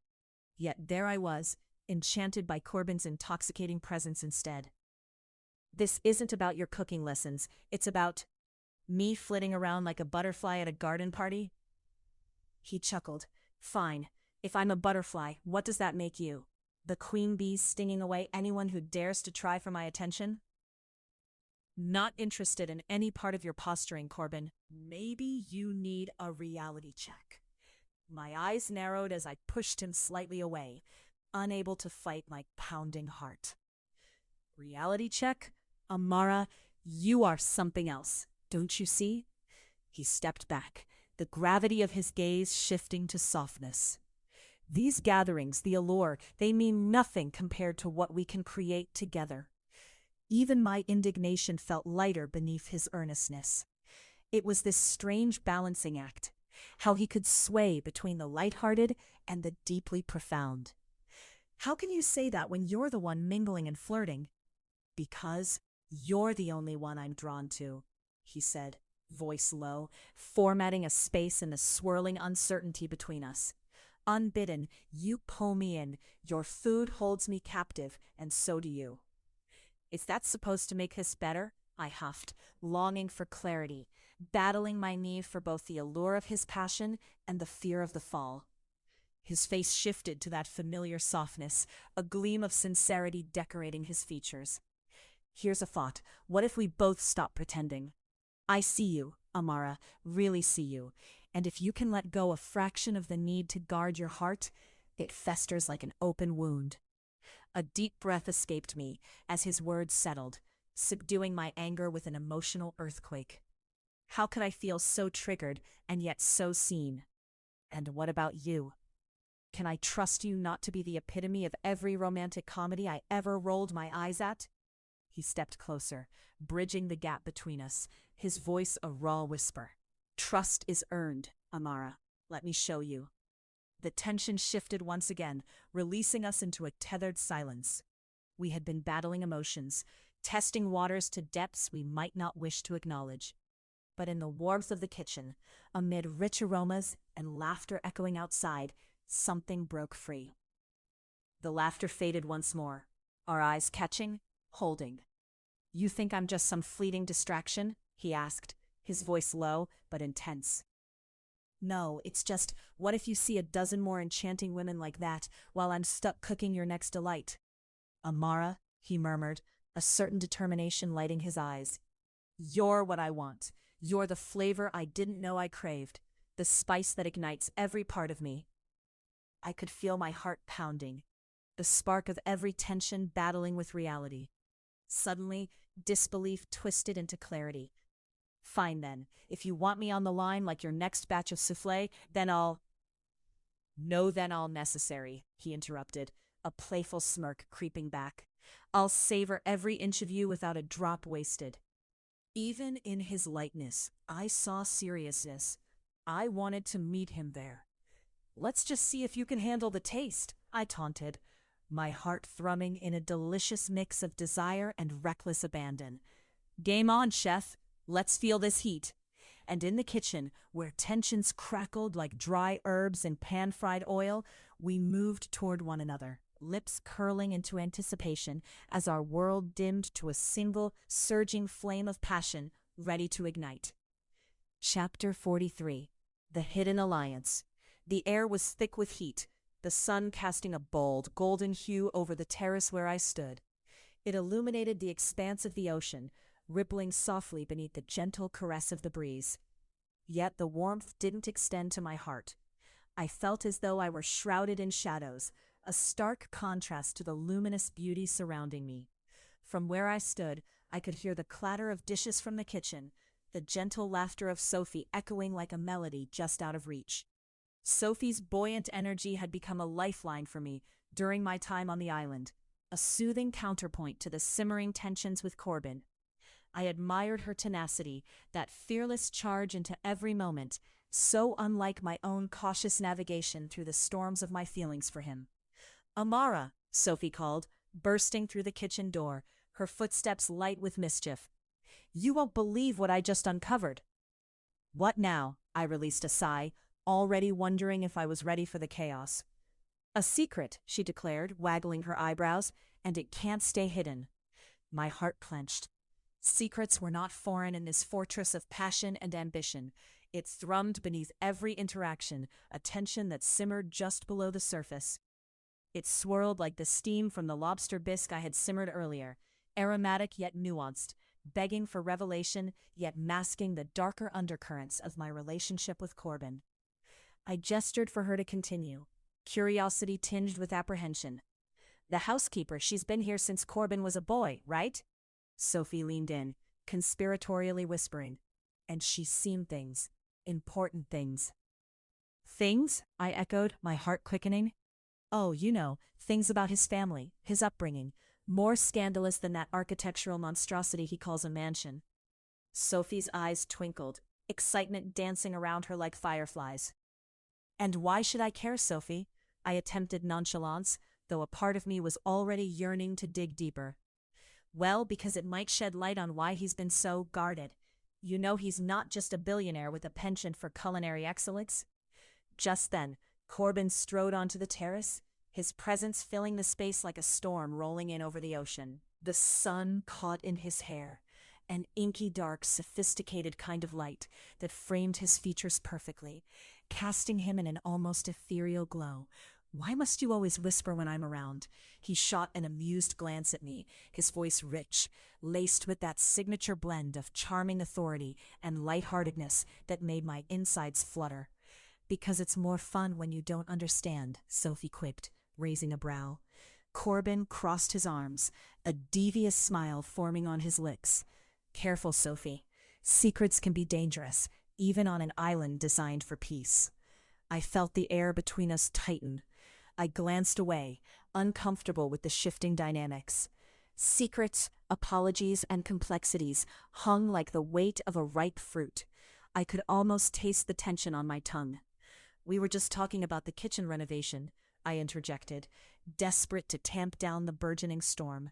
He shifted his weight, his expression embedded with playful challenge. Some renovations happen behind closed doors. That's where the true artistry lies. His words hit with an odd heat, a metaphor, and I wasn't sure where it led. A wave of emotions crashed over me. There was jealousy laced within playful banter, a million unsaid words swirling in the vibrancy of his gaze that held me captive. You still haven't answered my question, Corbin, I challenged lightly, wanting to drink from him that rare well of vulnerability. Why are you so guarded? Are you afraid of me seeing you? Or something else? The question slipped past my lips, weighted and trembling. His expression faltered. The playful facade waned. Just in that moment, silence draped around us, heavy and portentous.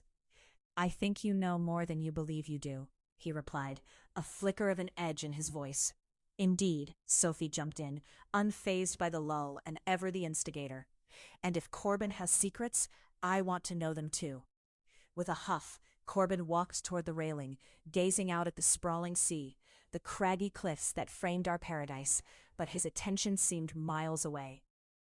Sometimes knowing too much can change things, he finally said, voice low, rich with the weight of his past.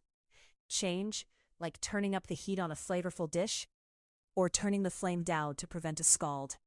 My attempt at humor felt misplaced, but I pressed on. Sometimes you have to add the right spices to bring out the truth. He turned, eyes bright yet stormy. What if what I'm hiding is something I've buried for a reason? Sometimes the past doesn't stay buried, I replied, my own fears creeping through the cracks of my bravado. Well, it should, for your own good. His tone had shifted, strong and defensive, contrasting with the vulnerable undercurrent that tugged at my emotions. Sophie, ever the peacemaker or mischief maker, offered a reprieve. And speaking of spice, I need Amara in the kitchen. Who knows? Maybe her next dish will be the magic elixir for whatever's brewing between you two. She winked, and I felt the corner of my lips twitch upward. Oh, so you're just going to leave me to fend for myself? Corbin's gaze pinched into a frown, mingling annoyance with burgeoning laughter. Better than letting you and this handsome brooding thing suffocate us with your angst. She nudged me toward the door, and I could hardly suppress the warmth pooling in my chest. The kitchen met us with its own tension. The blade of my chef's knife gleamed under the lights, embodying agility and control. To lose myself here was a balm, a sanctuary. I began chopping fresh herbs, basil, cilantro. Each slice echoed the rhythm of my heart beating with hope and uncertainty. Tell me, what's going on? Sophie asked as I worked, her hands busy mixing ingredients, yet her eyes attentive. I hesitated, feeling the weight of secrets pressing down like 1,000 intricate flavors, waiting for the perfect melding, the right balance that would evoke the strongest emotions. Corbin and I hesitated. He has a past. I feel like I'm dancing around it all, but every time I try to push, he seems afraid. Afraid or just fragile? Sophie turned, her expression softening with understanding. Isn't that the same thing? I frowned, dicing harder than I should, unleashing pent-up frustration along with the aromatic release of freshly chopped, fragrant herbs. Sometimes the weight of knowing someone is as heavy as their history. You have to decide if you're willing to carry it. I'm not just any chef, Sophie. I'm carved from my own history. The perfect dish can only be made from the right mixture of honesty and trust. The small pause between us ignited a multitude of questions. So are you saying you'll just walk away? Are you most concerned with your career? Is that truly fair to ask? I countered. I want him, but these secrets loom over us. It's not just my talent at stake here, it's my heart. The simmering tension broke like an intense spice blooming in the pan. I felt tears prick at the corners of my eyes and blinked them away, focusing back on the task. You're just biding your time until you're faced with the decision, Sophie replied gently, her voice a reassuring anchor, guiding me through the tumult. I nodded, absorbing her words. Every dish has a secret ingredient. I'm terrified that if I uncover his, the whole thing could collapse. And if you find that missing ingredient, it could bind you together. Heavy as the silence fell again, the door swung open, and there Corbin stood, framed in the doorway. He watched us with quiet scrutiny, the tension palpable, a sudden focus in the way he carried himself. My heart raced in tandem with the shift of the atmosphere. Mise en place, I muttered, a culinary mantra that felt loaded, layered with all my unspoken hopes. Very clever. Corbin stepped into the kitchen, laying a hand on the countertop, eyes intent on me, devoid of any defenses. What if I told you that sometimes secrets are just misinterpretations, and what's hidden is often misconstrued? His voice curled into the air, and I could see he was grappling with choices of his own. Then I would feel a wicked yearning for the truth, I replied, stepping a lingering inch closer to him. Should we uncover it together? His words, woven with purpose, hung between us, ripe for picking. Through the haze of tension and the thrum of my heart, I witnessed a path forward that signaled a flickering hope. Perhaps we should, I whispered. Just then, Sophie interjected, waving both hands like a busy conductor. How about we cook up a feast? Let the kitchen spark more than just flames. I bit my lip, forcing laughter. You just enabled all of this scalding romance. Only if you're ready to dance into the fire, she fired back with a wink, stirring in a sly sense of urgency. Before I could respond, Corbin closed the distance, pulling me into an embrace that surged with unspoken need. You are the prettiest recipe of chaos I've ever encountered, he murmured darkly into my ear. It was then, in that vibrant blend of heat and laughter and a rush of intertwined lives, that I dared to hope, hopes tied tightly ever more closer with the revelations yet to unfold. Then let the recipe unfold, I whispered back, my heart thrumming violently against my ribs. But Corbin, it better come with the honesty I crave. His gaze bored deep into me, a smile ghosting on his lips. I promise you sweet truth exists, Amara, and it's about to be savored. In that charged silence, echoing laughter and simmery spices filled the air, anticipation skewering the atmosphere. We were on the cusp of something more profound, something sweeter than any dish I had ever crafted.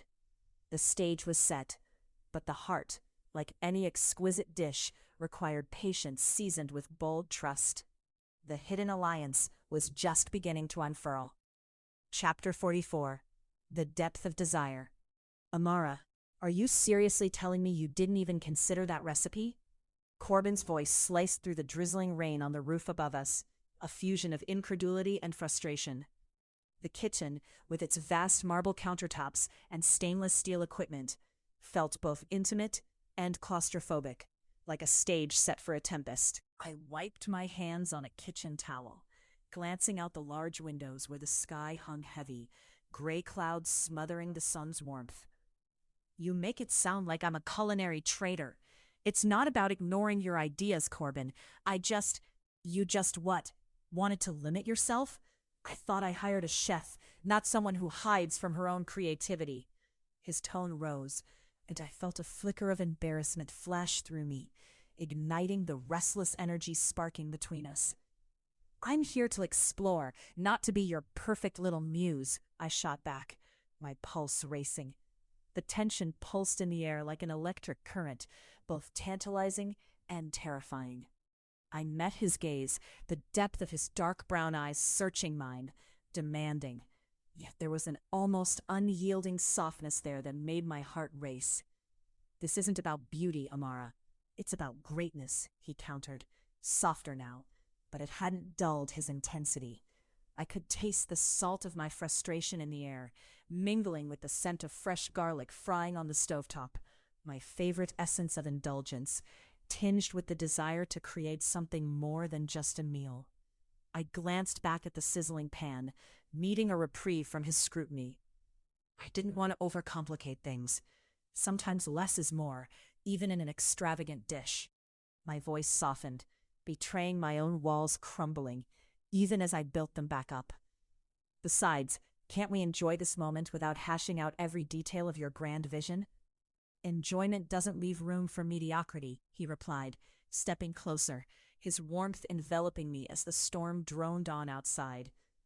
You see the moon, I see the stars, the entire universe. His presence pressed against me, thick with ambition and intensity, a relentless push against my self-doubt. All right, Mr. Universe, I quipped, trying to inject humor into my words, hoping my witty twist would lighten the air between us. Just remember, sometimes stars burn out.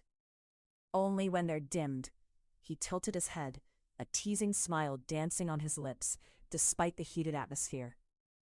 But let's argue about your culinary artistry later. We both know arguments fuel creativity. Now, do you want the fire to simmer or burn?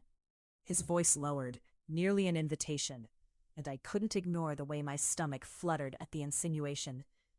Why not both? I breathed, a half-smile breaking through the tension, feeling the shift from frustration to flirtation, growing back into complicated desire.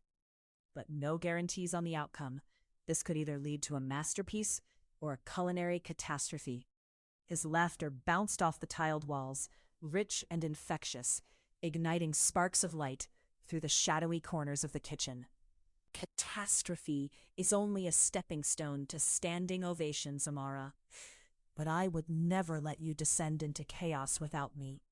His voice turned serious, and I knew he meant every layered syllable. Well then, Mr. Universe, stick close to me. I can't promise I won't explode. I raised my brow, intrigued but wary. He stepped back, an eyebrow lifted, practically radiating power as he surveyed our culinary domain. Show me what you've got. With renewed determination, I centered myself. The marinated chicken was supposed to be our star tonight, accompanied by roasted vegetables tossed in a balsamic glaze, earthy and sweet. As I worked, our shoulders brushed, sending tendrils of awareness flaring between us, electric, grounding. I can feel your pressure, Corbin murmured, mixing the ingredients with a deftness that left me momentarily stunned. It's palpable. My cheeks heated, partly from the heat of the stove, partly from his presence and intimate observation. The pressure helps, I countered, forcing my attention back to my task. Every great dish has a point where the pressure builds and then, boom, the explosion of flavor. He leaned against the counter beside me, arms crossed, his eyes glimmering with fascination. What about when the explosion is just on the verge and you can't tell if it will spark joy or distress? I stole a glance, meeting his smirk. That would be your life motto, wouldn't it? Touché, he responded, lifting a piece of carrot to his mouth with a deliberately thoughtful bite.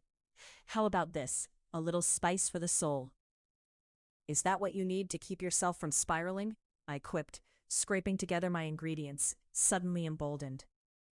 Face the fire when life gets too bland? Life is anything but bland with you, Amara. His eyes danced, igniting something substantial between us, even as the rain thudded like percussion against the windows. But maybe we should test that theory. Oh, you think you're so clever?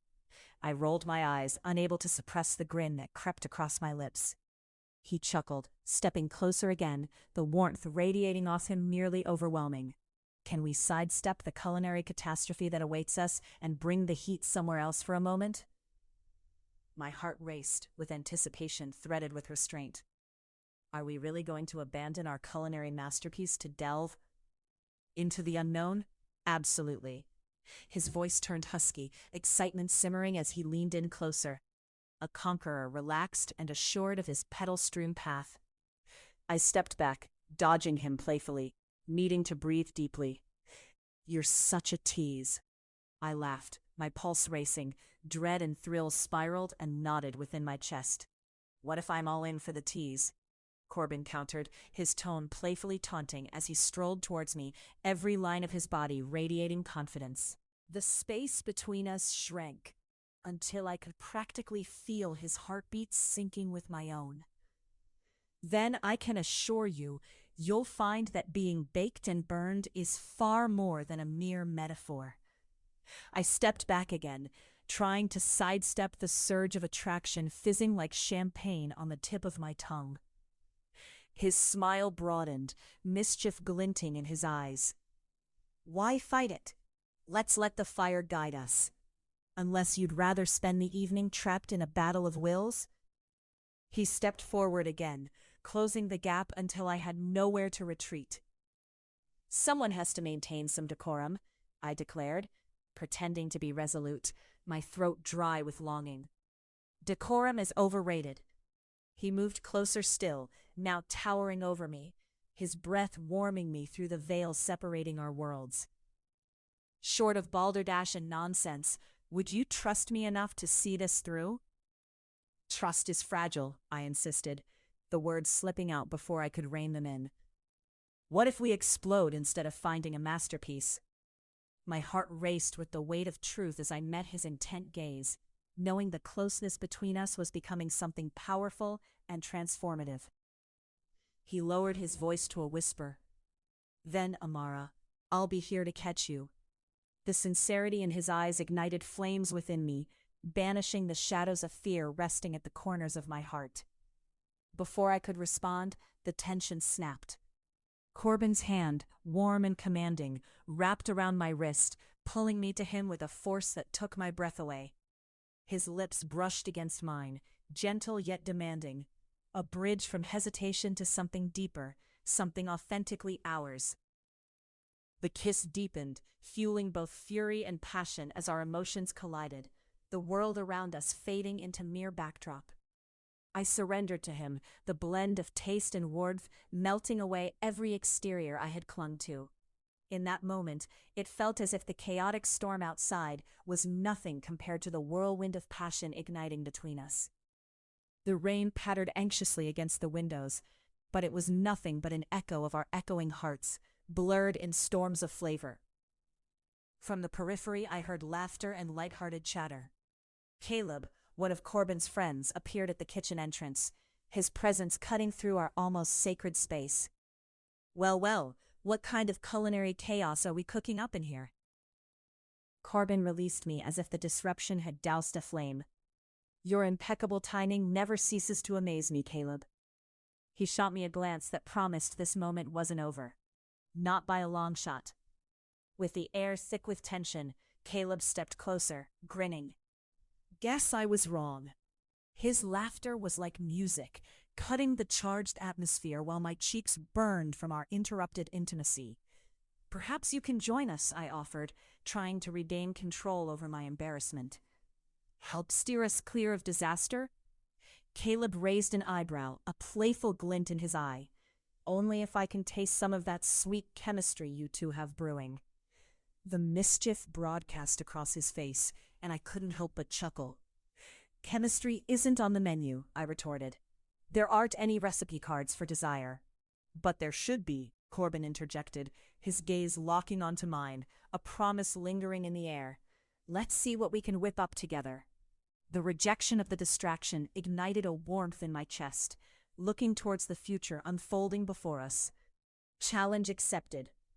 As I reached for the vegetables, the playful banter and sizzling intensity felt like the beginning of something greater. And I understood that alongside every culinary creation, this recipe of desire was becoming unbound, a path newly defined and forever entwined. And somewhere, amidst the chaos of spices flying and laughter echoing, I knew the moment of focus would arrive once more. With Corbin by my side, the depth of desire would lead us into the uncharted territories we both craved. Chapter 45. More than just cooking, the sun sank low over the horizon, spilling vibrant crimson and gold hues across the azure waters of the island. In the expansive kitchen overlooking the ocean, the scent of garlic sizzling in olive oil twisted into the air like smoke signals, drawing me close to a moment where reality felt pliable and life was full of flavor. Corbin hustled around the kitchen, his movements a careful ballet of precision and grace. He wore an apron that hung loosely around his lean frame, its fabric splattered with small droplets of sauce that spoke to our chaotic afternoon.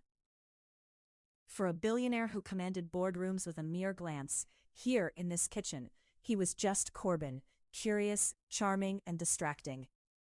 "Are you sure you can handle this much garlic?" I teased, my voice weaving through the humid air like a playful whisper. I stirred the sauce, letting the rich, luscious aromas envelop us. "Oh, please, I can handle my spices well enough, thank you," he shot back, his eyes dancing with mischief as he skillfully diced an onion. "It's you who's always been more than just cooking." He paused, eyeing me with an intensity that sent a shiver rippling through my spine, a reminder of how easily the atmosphere buzzed with hidden meanings. "More than just cooking?" I mimicked, a feigned air of arrogance slipping into my voice. "You think I'm putting my heart into this sauce?" "Absolutely," he replied, genuine warmth coloring his words. "Like your heart is in everything you do." I stilled, the sentiment both warming and unnerving. Was it romantic or an observation? I shrugged it away and turned towards the stove, the gentle simmering a sort of background music. "Well, you don't set me up with a knife just to peel onions."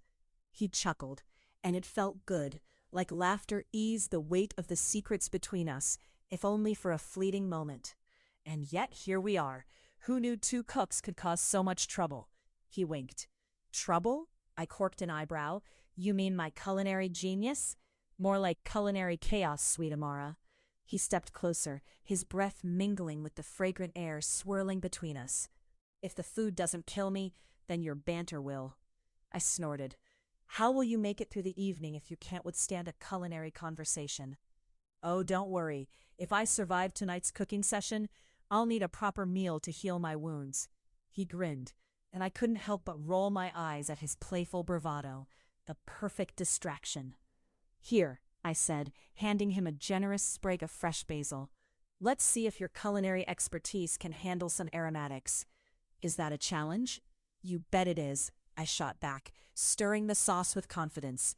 But beneath that light-hearted banter, a tension brewed subtly, reflected in the playful yet cautious glances we exchanged, like two partners in a dance, trying to gain footing without stepping on each other's toes.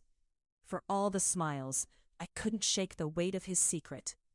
"Remember when you said we'd make a perfect dish together?" I ventured, turning my attention back to him.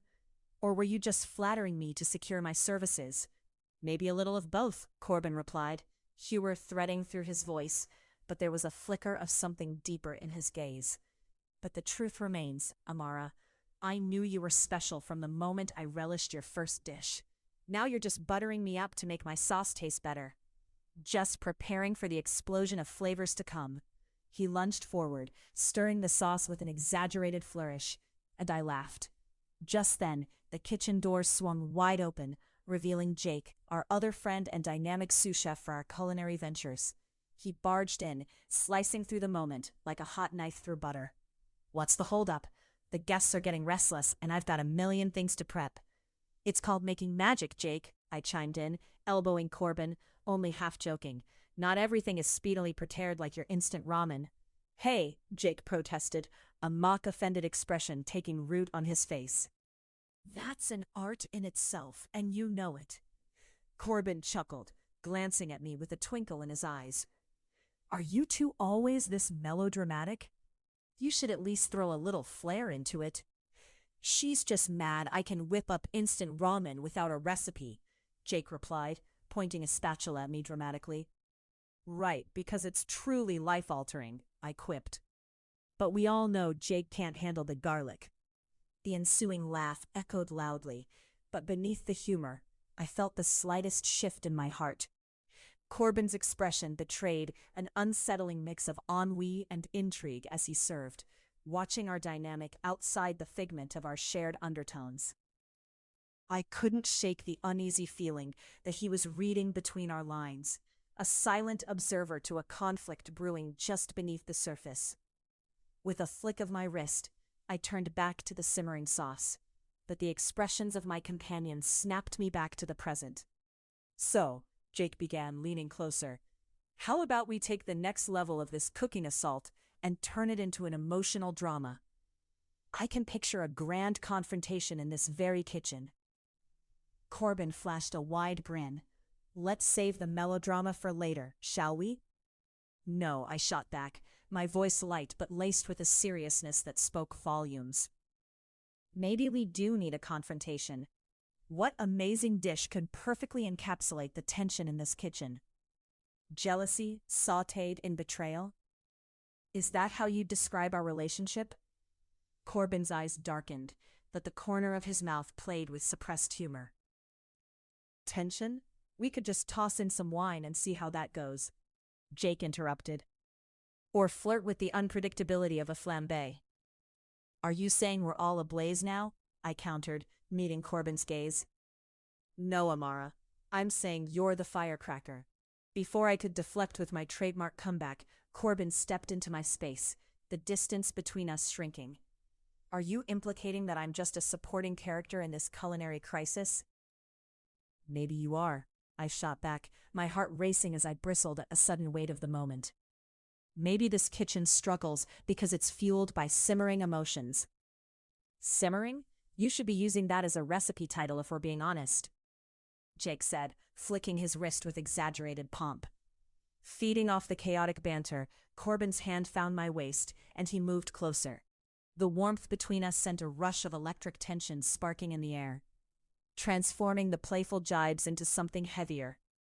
That's not the flavor I'd want to linger on until dessert. He softened his expression, allowing a focus that chained me to him, even as I fought against it. Fine, I retorted, leaning back only slightly. You want to use fresh ingredients or bottled emotions, Corbin? The fleeting moment evaporated at the hardness in his gaze. There it was, an edged tension that suddenly felt dangerously strong. Sweetheart, this kitchen and the world around it is all emotions, so let's cook with them. Jake's presence faded into the background as we locked eyes, the weight of our unseen struggles bubbling to the surface like the simmering sauce. What emotions? You mean your secrets? I breathed, the challenge hanging between us fraught with an impasse. Corbin didn't flinch, but the silence that stretched felt like it compacted the air between us as his voice turned low and fierce. Are you ready for those, Amara? Heat poured through me, a mix of anger, pulsating attraction, and that damn sense of inevitability. Maybe I should be asking you that. Breathless but unyielding, we stared each other down in a daring pause, where the sound of simmering garlic faded into the background, leaving us in a suspended realm, defined by all our unsaid words. Maybe we should just taste this sauce now, Jake interrupted, his voice breaking the tension awkwardly, returning us to the moment. It might quell the heat. I mean, you two literally simmering over there might become a disaster. Or a masterpiece, Corbin said, and then he leaned in, grasping my wrist with an unexpected tenderness that jolted through my heart. Or perhaps, just maybe, both. I think we need to add wine to the equation, I stated, feigning nonchalance while my pulse raced at his closeness. Because if we're going to have an emotional conflagration, I'll need a glass. By all means. Corbin's gaze flickered down at my lips before he leaned in further. Will the chefs argue over who gets to taste the first drop? Jake teased. Are you applying that to our kissing? Corbin quipped, mischief dancing in his eyes. Why not? I muttered, the playful ire creeping back as he shifted his weight closer. Fine, I whispered, my voice like freshly whipped cream getting way to bold flavors. Kiss me, and I'll judge the flavors accordingly. Just one? Corbin's voice dropped, a whisper thick with promise. Only if it's worth it, I challenged, electricity sparking between us. Trust me, you'll find it unforgettable, he murmured, and without any more words, he closed the distance. His lips swept forward like a seasoning added at just the right moment, igniting the concoction of anxiety and desire.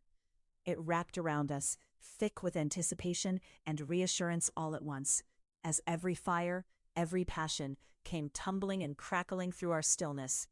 The kitchen roared back to life, surrounded by scents of basil and garlic, while our kiss deepened, promising to take us beyond mere cooking to unfathomable layers of connection. With each brush of our lips and exchange of breath, I felt the weight of our conflicts dissolve, replaced by the fervor of the moment. This was chaos. This was connection. And through it all, I could feel the simmer of what was more than just cooking. More than cooking, I whispered into his ear, tasting the beginnings of desire, decorating my tongue, making this moment rich with impossibility. Amara, he uttered, pulled back just enough for clarity, but his eyes spoke volumes more than his words. Whatever secrets lay ahead, they could wait a little longer. Because tonight, within the culinary chaos, we embraced the joy of flavors yet to be tasted. But I knew this. The journey was just beginning. Chapter 46, Secrets Unraveled. Why would you keep that from me, Corbin? I was leaning against the cool granite counter, my fingers dancing over the edge, as if it could somehow anchor me to a reality that felt like it was slipping away.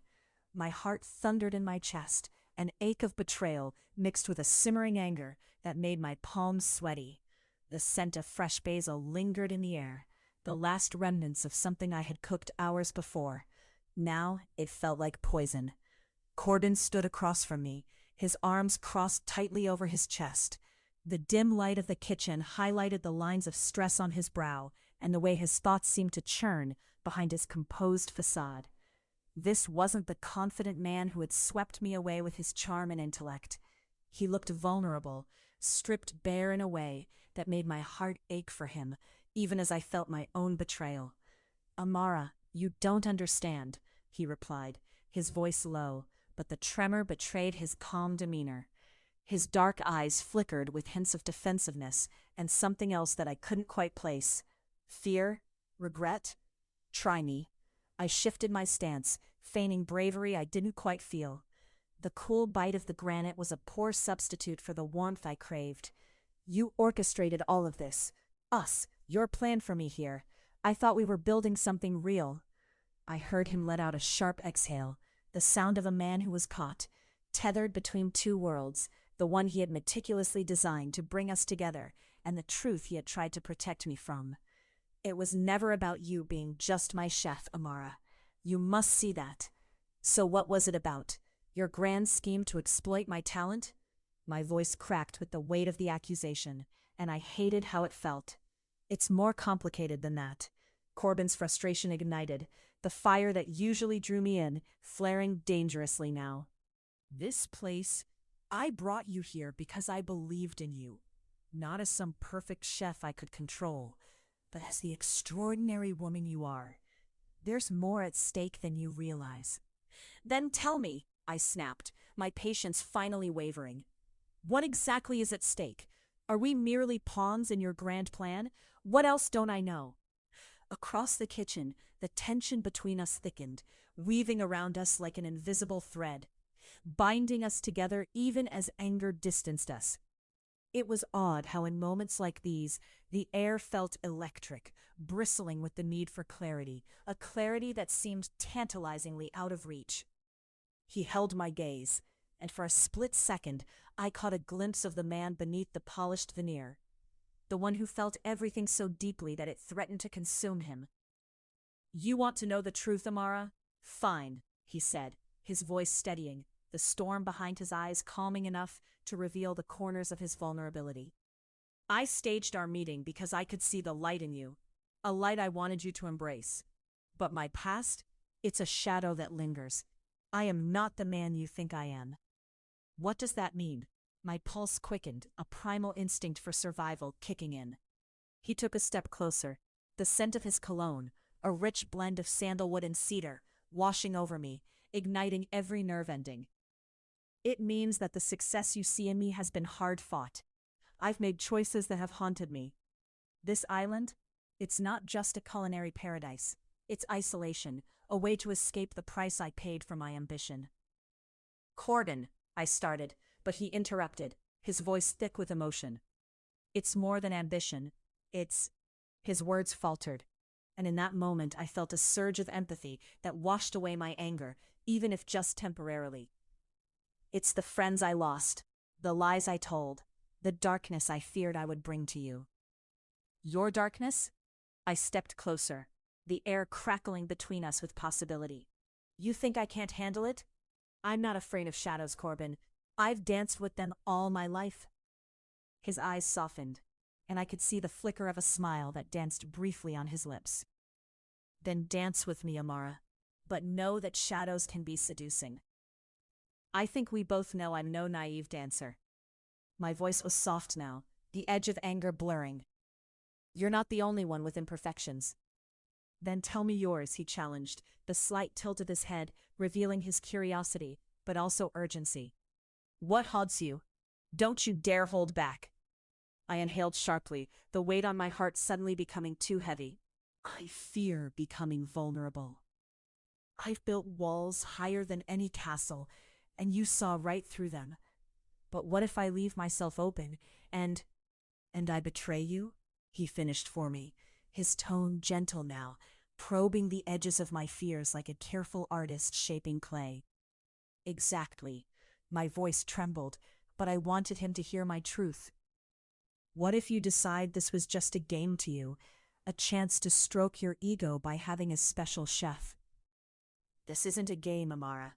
I let out a breath I hadn't realized I was holding, and I could see the shadows of insecurity cross over his sharp features, transforming the very air we breathed into something restless, full of pent-up cravings.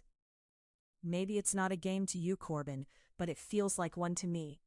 I don't know who you are outside of this, the man, the shadows, your past. You can't drag me along if you fear your history." Corbin stepped forward, the intensity of his gaze feeling all-consuming. "And what about you, Amara? You're the one afraid to let anyone in. You hold your talent like a shield, but what lies beyond it? What are you so terrified of?" A punch to my gut. Everything, I confessed, my voice barely above a whisper. "What if I'm not enough? What if I try and fail?" His eyes bore into mine, a storm within them that reflected longing and a desire for redemption. "If ever you fail, it won't be to me," he said in a voice that sent warmth flooding through my veins. "You are more than enough."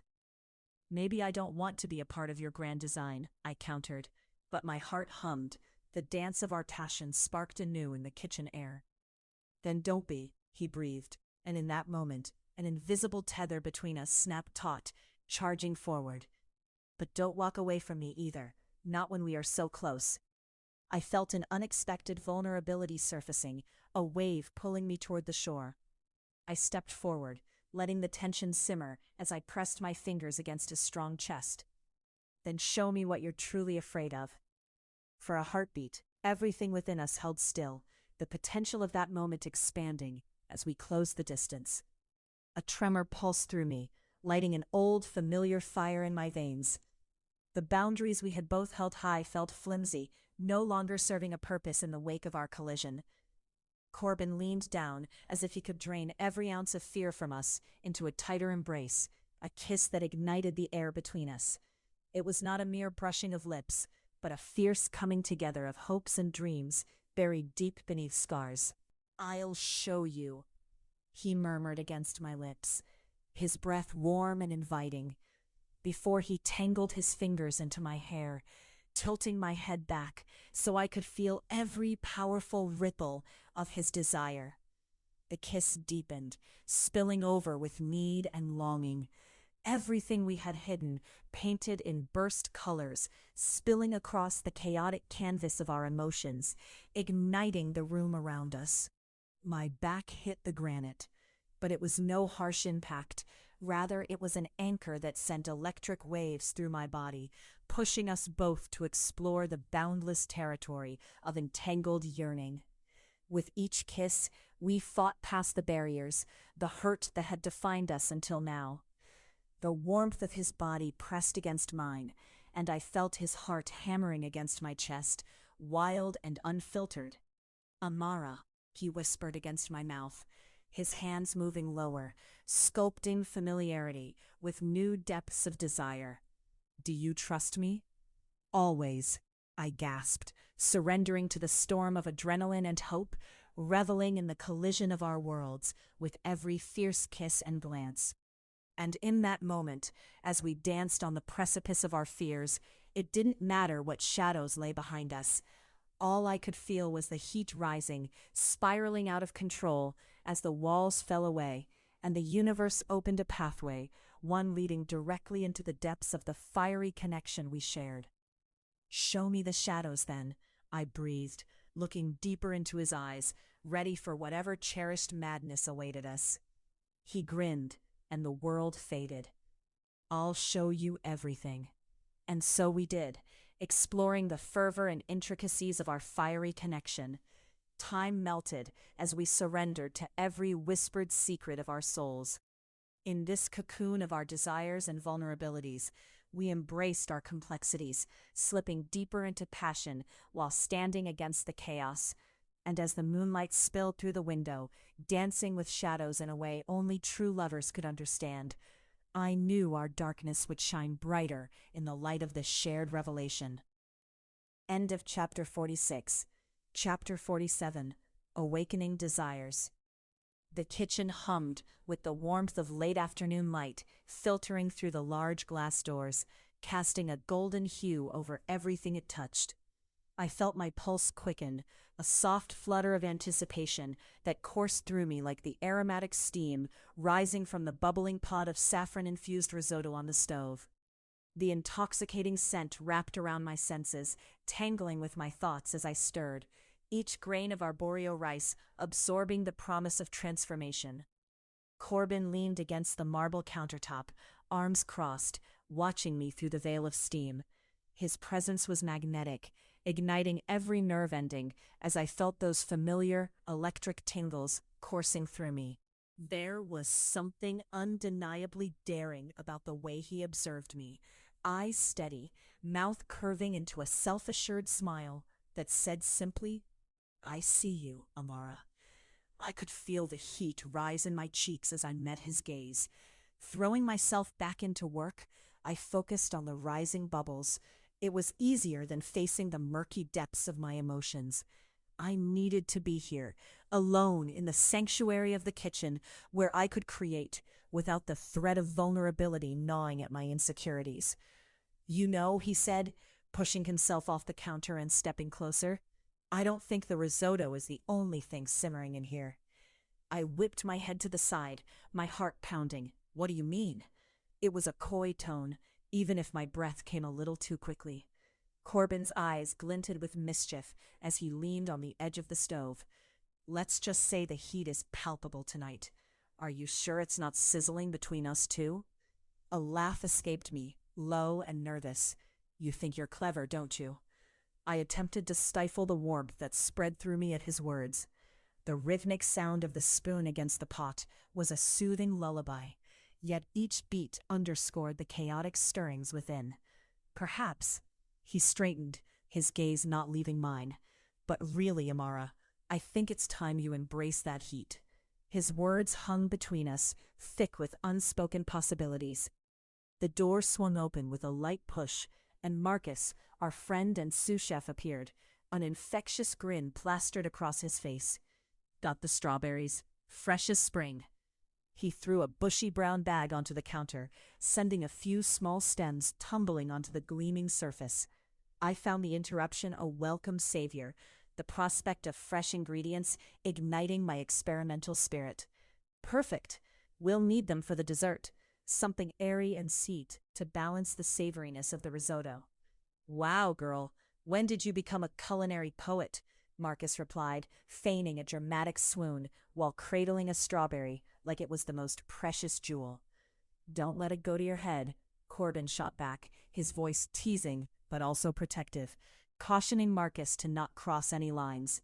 Relax, hot stuff. I'm just here to help. Marcus flipped one of the strawberries at Corbin, who deftly caught it without breaking eye contact with me. The light-hearted banter took the edge off the mounting tension, but it didn't last long. The air still crackled between Corbin and me as I set my spoon aside, feeling a shift within me. As Marcus busied himself rinsing the strawberries, Corbin stepped closer once again, his presence an intoxicating combination of authority and warmth. Amara, he said, his voice dropping. We could use the strawberries for an inspired dish, but I've got other plans for them entirely. Oh? My heart raced, laced with curiosity and apprehension. What could he possibly mean? Let's create an experience, not just a dish. Let's awaken everything, together. His breath was warm against my skin as he leaned closer, his intent burning in his eyes. What, you want to conduct a kitchen seance? I shot back, allowing a playful tone to mask my surprise. His ideas, though tantalizing, set off warning bells in the corners of my mind. Something like that. His smile was almost wicked, the kind of charm that disarmed 100 defenses. But first, he reached for a strawberry, rolling it slowly between his fingers before bringing it to his lips, devouring it in one smooth motion. Delicious, he purred. A burst of flavor on the tongue. I dare you to try it. And just like that, he angled a second strawberry my way, holding it with delicate precision between us. My pulse raced, both drawn toward him and tethered by hesitation. It was just a strawberry, but there was something inherently intimate about the act. I couldn't deny the flicker of desire in the pit of my stomach, and laughter erupted as I accepted the challenge, biting into the juicy fruit, letting the sweetness spill over my lips. See, he said darkly, eyes glinting, awakening something delicious, aren't we? I feigned nonchalance, trying to hide the way my senses exploded at the sweet explosion on my tongue. Okay, but if you think that's going to make me bake you a gourmet meal in a frenzy of passion, you might be mistaken. Corbin stepped closer, and this time, a locked door gave way, revealing a world vibrating with potent energy. What if we turned dinner into something much more memorable? Marcus returned from the sink, his laughter cutting through the moment. You two are a riot. What kind of dinner are you planning, Amara? A one-woman show of culinary drama? I tore my gaze from Corbin, laughter bubbling to the surface. I'm not the one over here suggesting we have a strawberry-infused rendezvous. Marcus feigned surprise. Oh God, you're not taking any suggestions from him. Corbin will have you infusing saffron, layering flavors like he layers his conspiracies. Conspiracies? Corbin retorted sharply, but his eyes danced with mischief. It's more about knowing what elevates the moment. Right, sure, whatever lets you keep all the juicy details under wraps, Marcus countered, expertly cutting another strawberry before holding it towards me. Still think you can take him on? Bring it, I said, emboldened despite the slight tremor in my body, stepping out from behind the stove. I took the strawberry from Marcus, my fingers grazing his palm, then turned to Corbin, my heart racing. I'm not easily played. Not even a little? Corbin asked, his voice smooth, free of challenge, yet laced with anticipation. Nope. I felt the air thicken, as if woven with the uncharted desires hidden deep within each of us. The kitchen felt transformative, the colors brighter, sounds amplified.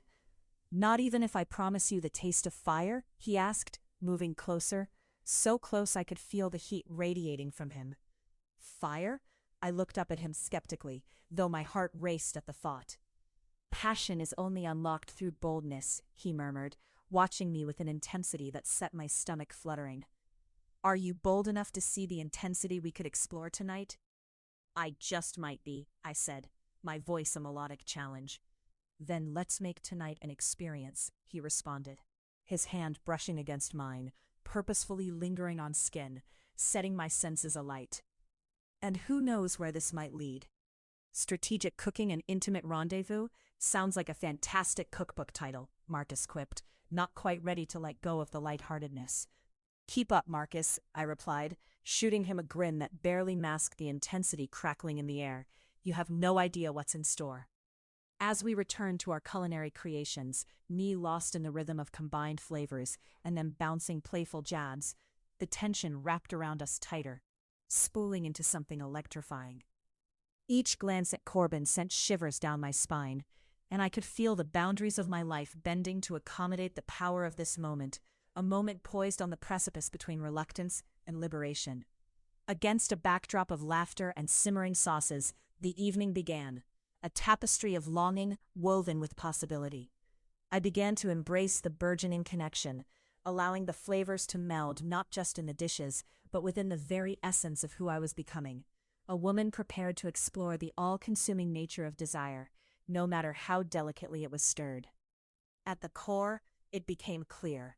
Corbin had unleashed something raw within me, and as laughter filled the air, I knew that whatever lay ahead, I welcomed the heat. Chapter 48. Falling Out. Do you even care how it looks from my side?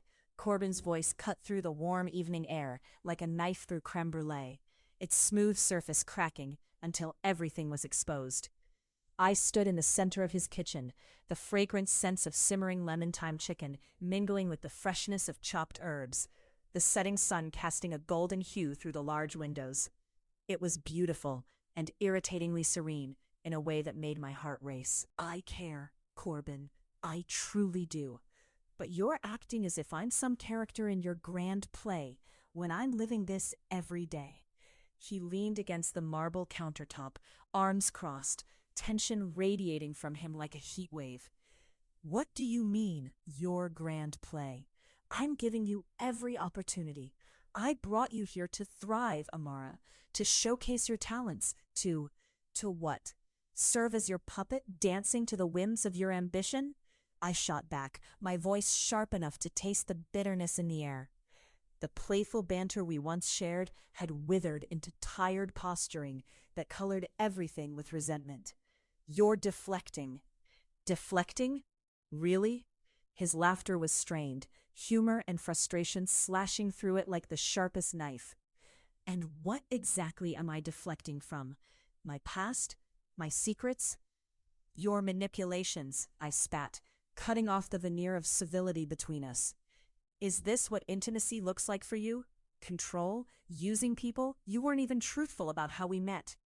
An uncomfortable silence spun between us, heavy with the unspoken truths that clung to the walls of this kitchen, each tile a witness to our unraveling.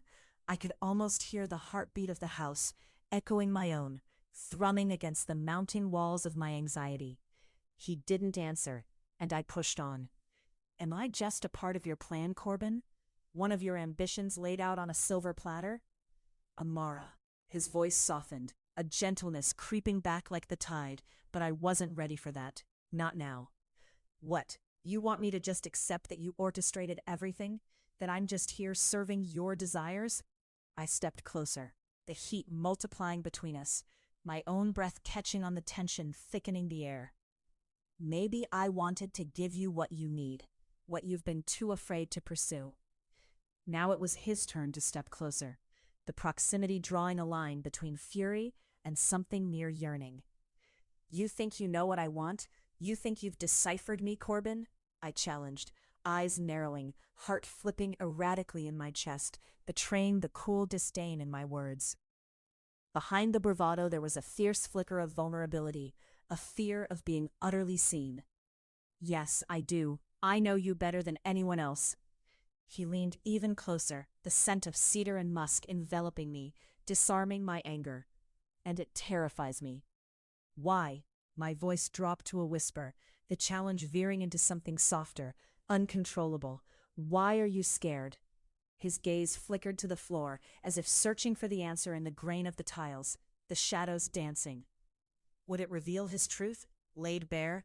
He exhaled, the sound a blend of defeat and resignation. Because I'm scared of losing you. Loss is more powerful than deceit, Corbin, I said, daring to embrace the pathos of this moment, but I was cornered by my own revelation. You and I, we don't even know what honesty looks like. What happens then? Are you comparing me to a meal that's never sat on the palate of your experience? Is that what you think this is?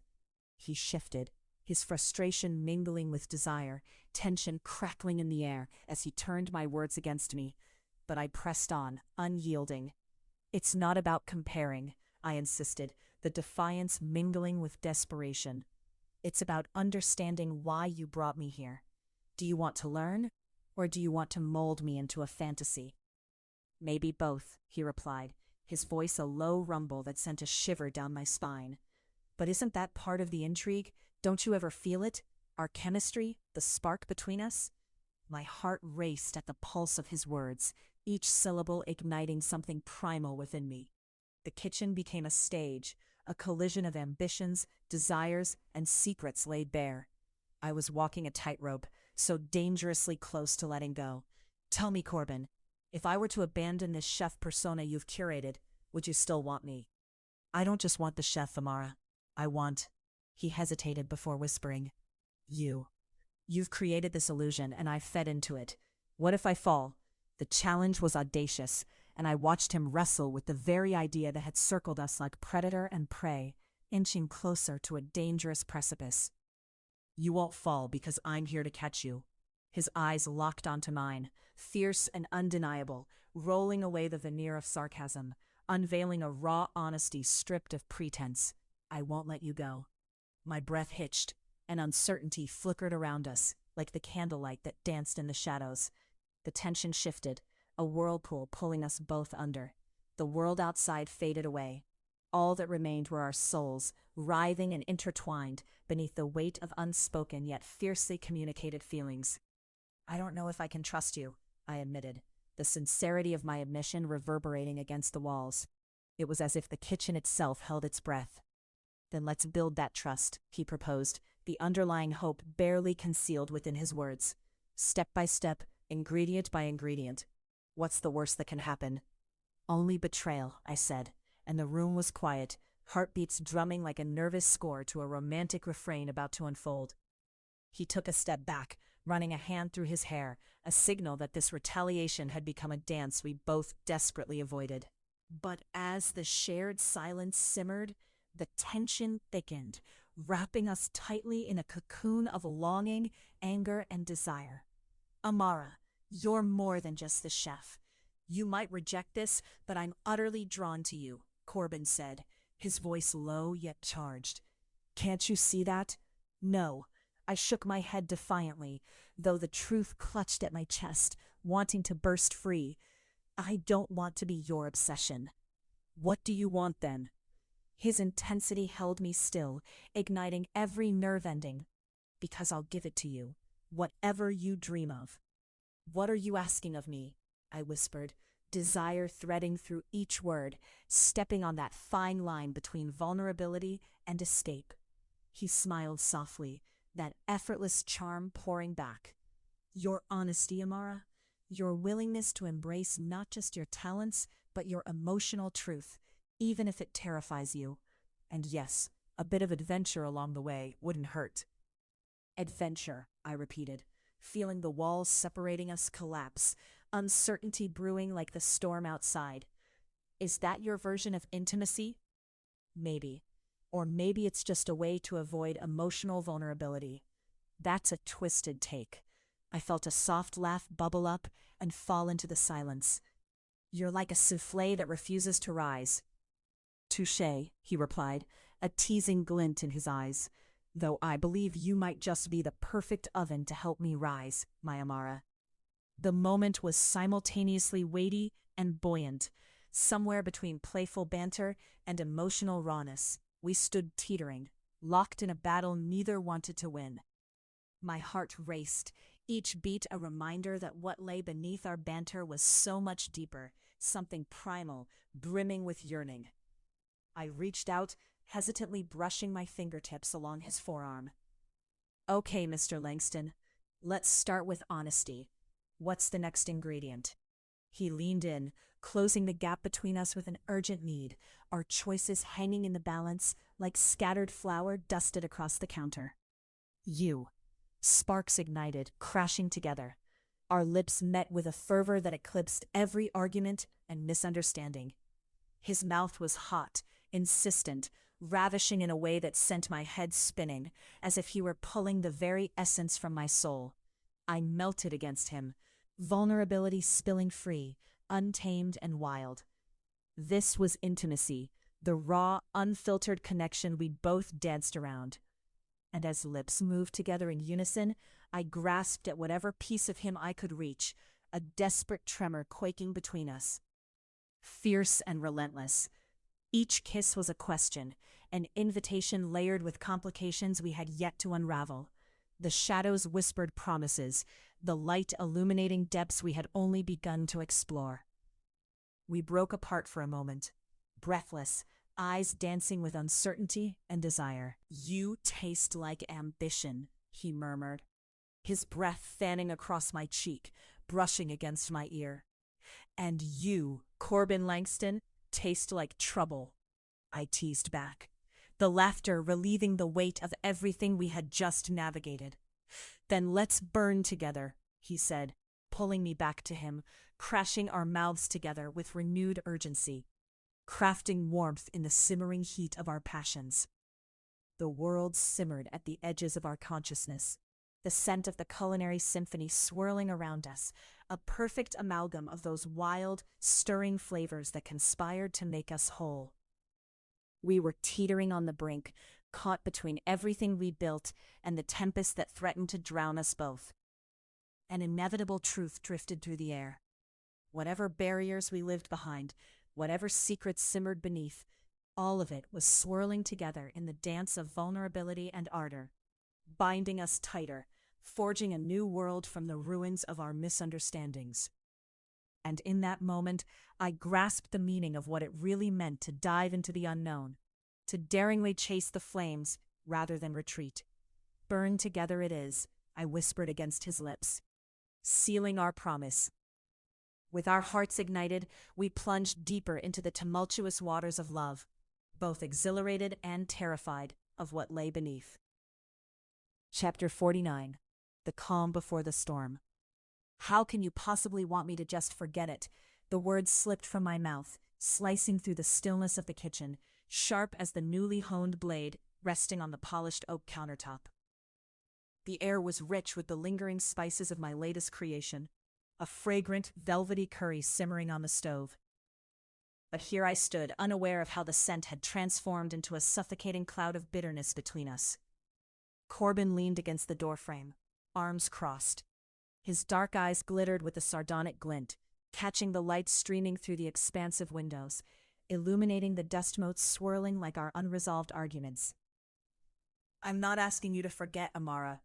I'm asking you to see the bigger picture." "The bigger picture?" I scoffed, my hands finding refuge in the pockets of my apron, the fabric clinging to my hips. "You think it's all just about culinary connections and exclusive events? You manipulated everything. That's not a bigger picture, it's a masterpiece of deceit." He stepped forward, his presence filling the space, and suddenly the kitchen felt too confined. "It's more than just manipulation, it's about opportunity. You can't see it right now, but there's potential here for both of us. For you." "Opportunity for me? Is that what you call it?" I shot back, the bitterness coating my tone like the leftover sauce splattered around the counter. "When your opportunity was built on my trust like a house of cards, how could you expect me to stand back and admire it?" "Amara, if you keep narrowing your focus to what's right in front of you, you'll miss the connection we have. Yes, I've made mistakes, but it's about more than just us. It's about legacy." His voice lowered to an almost conspiratorial whisper, and it sent a shiver of both intrigue and irritation down my spine. The way he framed legacy, as though it were a gilded cage, instead of the freedom I craved, made my heart race, and not just from anger. It made breathing heavier, hotter, electrifying. I turned, ignoring the way my heart hammered against my rib cage like an uninvited guest at a dinner party, desperate to escape the tension hanging between us. I don't want to be a part of anyone's legacy. I want to carve out my own future, not be someone's stepping stone. I wildly gestured to the pots where the curry bubbled, the scent rising and enveloping me. This is my legacy, Corbin.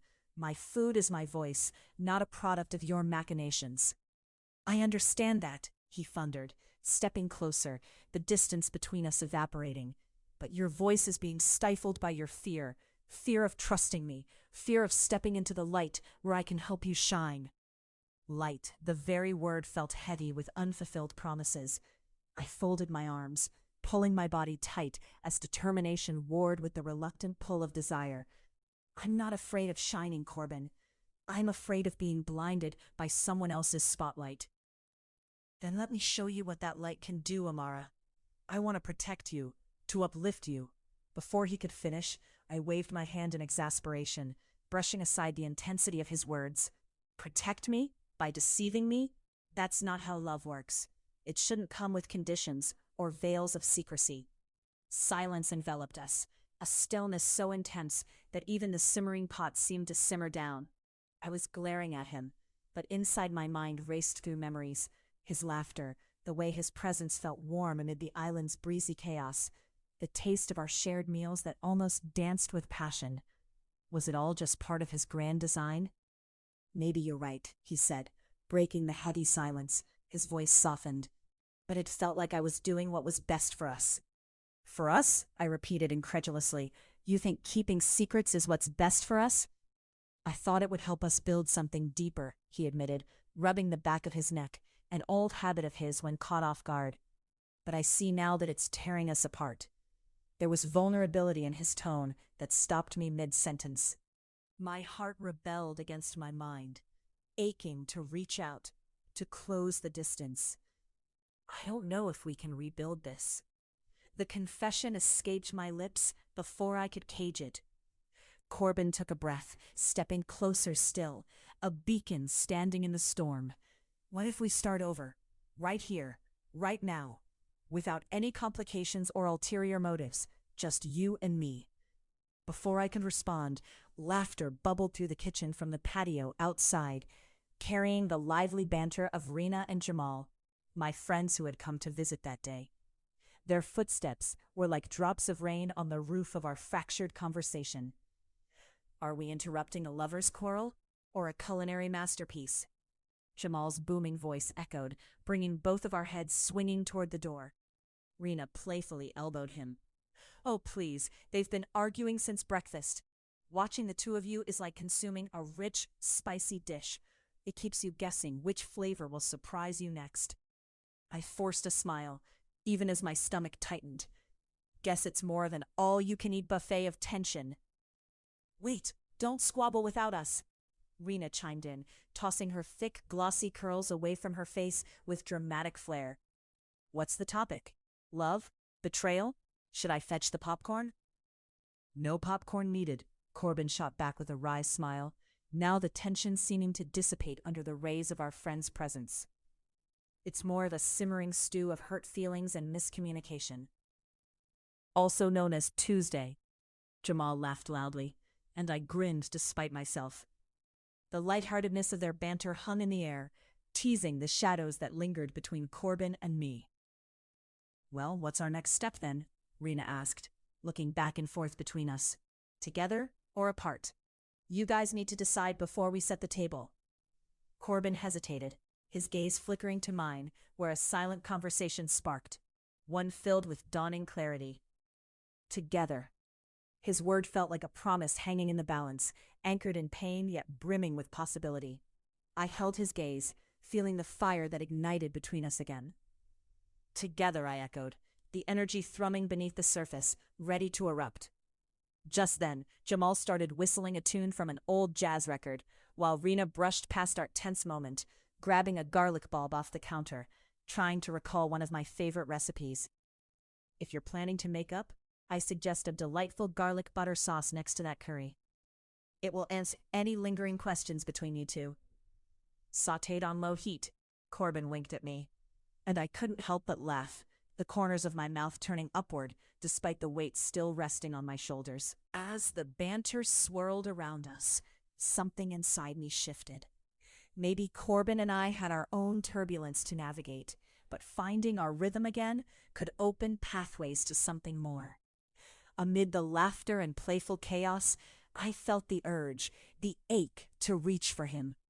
As if sensing my thoughts, Corbin stepped forward slowly, drawn to me like a moth to a flame. "Amara," he murmured, his voice low, cutting through the noise as each syllable reverberated in my chest.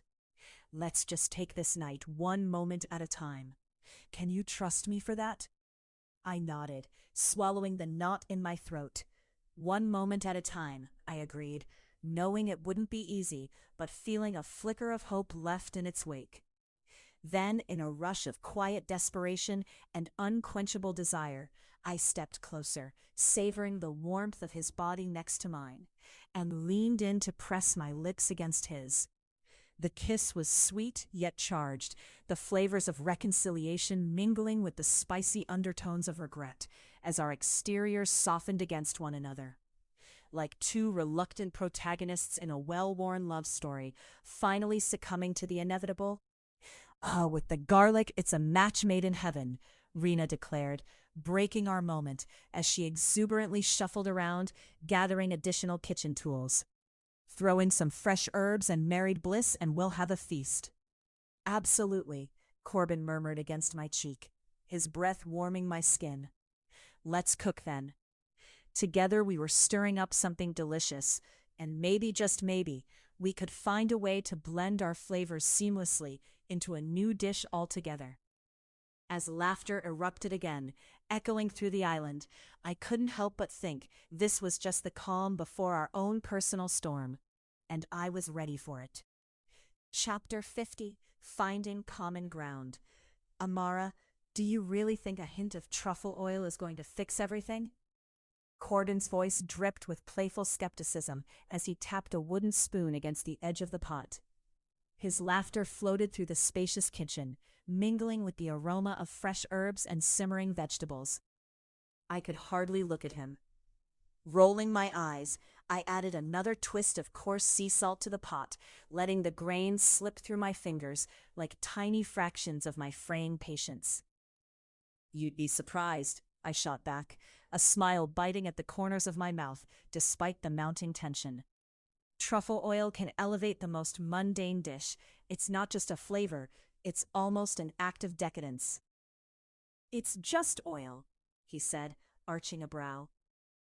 Corbin was watching me like a cat eyed its prey, his expression one of bemused superiority. Yet I could see something else, a flicker of warmth that chased away the shadows. "It's just oil," says the man who deep-fried a creme brulee, I quipped, crossing my arms. The kitchen was too warm, too intimate, filled not just with the latest recipes I was experimenting with, but with the complexities of our relationship, the feasts of unspoken words and simmering grievances. Touché. But you have to admit, the way I reinvented the classics doesn't just surprise, it transports.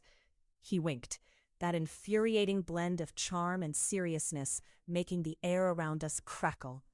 Just as I began to feel that familiar pull of desire, but dangerous shift in the atmosphere, a clattering sound exploded from the dining room, and I spun to see our friends, the supporting cast, to this increasingly chaotic drama, striding in with the confidence that only occurs in a group committed to enjoying themselves.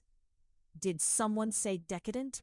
Sienna declared as she flung the door open, her laughter trailing behind her like a vibrant melody. "Because I smell something divine, or is that just the tension?" Speaking of tension, she plopped down next to Corbin, completely oblivious to the sparks currently igniting between him and me. "Careful, Sienna, you might ignite a culinary catastrophe," I bantered, suppressing a grin as I stirred the sauce with exaggerated enthusiasm. Truffle oil to the rescue, or I'll drown everyone in guilt from last week's matchmaking failures. Oh, please, you wish they'd put that dinner behind them, Jax chimed in, positioning himself opposite us, arms crossed as he leaned against the counter. 5 million YouTube views and counting, one sparring match after another, not exactly the recipe for romance. If you really want to spice things up, Amara, we could have a roast section, Sienna teased, nudging Corbin playfully. I mean, you and Corbin seem to thrive on that dynamic. It's practically sizzling. A shiver ran down my spine, but not from the suggestion. Instead, I felt the heat of Corbin's gaze on me as he smiled, his dimples punctuating the tension. Did someone say roast? I've got a million opinions on how to accomplish that, and I'd argue it could apply to personal lives as well. Let's not turn this into a food war, I replied, carefully watching how Corbin's expression shifted from play to something more serious, too aware of the edge in his tone. The laughter around us flared, but I could feel the undercurrents pulling us deeper. Silence loomed after a jab. Faces turned toward each other, breaths held. Okay, but seriously, how do you think it feels to watch you two dance around each other like this? The nonverbal banter is compelling television, Jax said, his voice lifting the weight from my shoulders, if only momentarily. Why don't you take a page out of your own book, Jax? Your love life is practically a soap opera, Corbin countered with a glint in his eye that promised mischief. What's more soap opera worthy than two chefs flirting over bird soufflés? Sienna added, grinning at me. Sounds like a plot twist waiting to happen. I couldn't help but laugh, the ridiculousness of the situation numbing the edges of my frustration. Burnt? Please, I think you all underestimate my ability to transform disasters into masterpieces. Sure, if you consider turning a mess into something slightly edible a masterpiece, Jax chimed in. There was always a random burst of playfulness in him that tied this group together, and I relished it. Yet, beneath the banter, I felt a yearning pulling at me, not only to prove myself, but to confront the thrilling vulnerability of my own heart. This dinner was supposed to unite us, but with Corbin nearby, the very air crackled with longing amid the chaos. Let's see what you've conjured today, Corbin urged, glancing at me sideways as he stepped back, hands on his hips. The challenge in his voice sent a rush of adrenaline coursing through me. Okay, wait. We're not here to roast Amara, Jax interjected, waving his hand as if to dispel the tension. But we are here for the food, and maybe a little bit of scandal. Let's get the food on the table before you two decide to season it with your unresolved feelings, Sienna declared, leading Corbin to the dining table, a newly set palette for mischief and memories. It was a cacophony of color as I plated up the appetizers. Wild mushroom crostini, drizzled with balsamic reduction. Roasted beet salad twinkling with goat cheese and candied pecans. I caught Corbin watching me, a glimmer of admiration radiating from his deep gaze. My heart danced in response. Finally, let's eat, people, I proclaimed, a grin illuminating my face. I've got a feeling this is going to be memorable, Corbin said just as everyone took their seats, the laughter returning to our conversation. As we dug into the first course, the banter resumed with renewed vigor. Sienna regaled us with stories of her latest endeavor, a baking competition that turned into chaos when her rival accidentally unleashed a swarm of flour. Laughter rippled through the air, and I knew that while the past few days had been fraught with complexity, moments like these were what made the ride worthwhile. In the swirling clouds of laughter and stories, my mind often drifted back to Corbin. The way he leaned closer, his scent a blend of cedarwood and citrus, wrapped around me like a warm embrace. The tangled emotions showed themselves in the way he looked at me, so open and intense. My pulse quickened every time our hands accidentally brushed over the table. Do you taste that? Corbin interrupted my thoughts, his voice low as he gestured for me to lean closer. What? I whispered, my breath hitching in surprise when he leaned in. His eyes locked onto mine with an intensity that made the air sizzle. It's everything. It's you. It's us, he murmured, his voice barely above the playful din around us. Us? I challenged, willing myself to not feel butterflies at how utterly earnest he sounded. Yeah, when I think about what this means, he began, the smile draining from his face as our friend's laughter faded into the background when he spoke the words that hung between us. The tension was palpable, threads of unspooled vulnerability weaving around our conversation, thickening the air with expectation. Just as I opened my mouth to respond, Jax erupted. So, between the crostini and the beet salad, what's the plan for dessert? Could we make this a true culinary showdown? Or how about we make some makeup dessert like fudge brownies so the losers can drown their sorrows in chocolate? Sienna added with a wink, sending giggles through the room. My heart clenched as I turned back toward Corbin, ready to dive into the depths of my own feelings. What I meant was, we'll see about dessert after the next course, Corbin said, subtly redirecting the conversation with a hint of that protective edge he often wielded while keeping me anchored.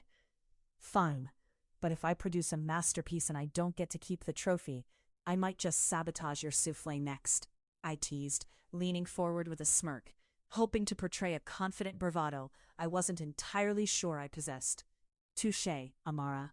Do you think you can handle the heat? His tone turned playful, yet held a deeper challenge. The glint in his eyes captured me again, an unyielding force drawing me near.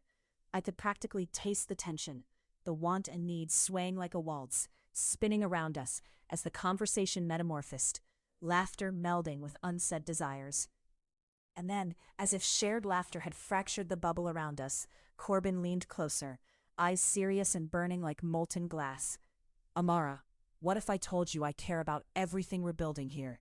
The food, the friendship, the other things. A flicker of vulnerability shot through my chest as I contemplated the intimacy of his words. Yet the room was alive with laughter and banter, a shield against the rising tide of real emotions threatening to drown us both. As the wine flowed and our laughter echoed through the open kitchen, I found myself caught between the delicious distraction of conversation and the need to confront this burgeoning affection with him. I'd say that it's about time you confessed, I declared, half teasing but more than half serious. Just as I spoke, I felt a surge of courage bubbling up inside me. He leaned back slightly, his gaze unwavering and charged with intent. All right then, let's make that confession over dessert. Your brownies better live up to the promise, or I will keep challenging your culinary authority. Deal. I grinned, but the thrill of the challenge washed over me. It was impossible to ignore beneath the laughter of our friends. As the evening wore on, the words became fewer, and the moments stretched like gum, pulling long and sweet. An unspoken understanding intertwined with glances and laughter. The connection we were nurturing felt undeniable, even as I negotiated the tightrope walk between expressing ambition and safeguarding my heart. Dinner turned into a delicious blur. Our plates emptied, but the chemistry thickening. And just as dessert was served, the entangled dance of emotions shifted into a quieter, charged silence brimming with scintillating possibilities. I think the best things are often just waiting to unfold, Corbin whispered, leaning so close I could taste the sweetness of the chocolate on his lips. Before I could respond, Sienna piped in from across the table, breaking the spell. Well, this tension isn't going to resolve itself. Let's all vote on who takes the crown tonight. And just like that, the room exploded with laughter, and I felt an urge to pull Corbin aside, to reclaim that unconfined moment brimming with unvoiced sentiments. Do you want to continue this conversation? I asked, my voice threaded with urgency, as chairs scraped and the evening began to shift. He nodded, and just like that, excitement gripped me. This dinner had become what I had hoped, a catalyst for connection, and within the chaos and revelry, my heart inched daringly close to trusting him with everything. Let's steal away for a moment, I suggested, heart racing at even an ounce of vulnerability. Lead the way, he teased, but his eyes were burning with something deeper, something worth surrendering to completely.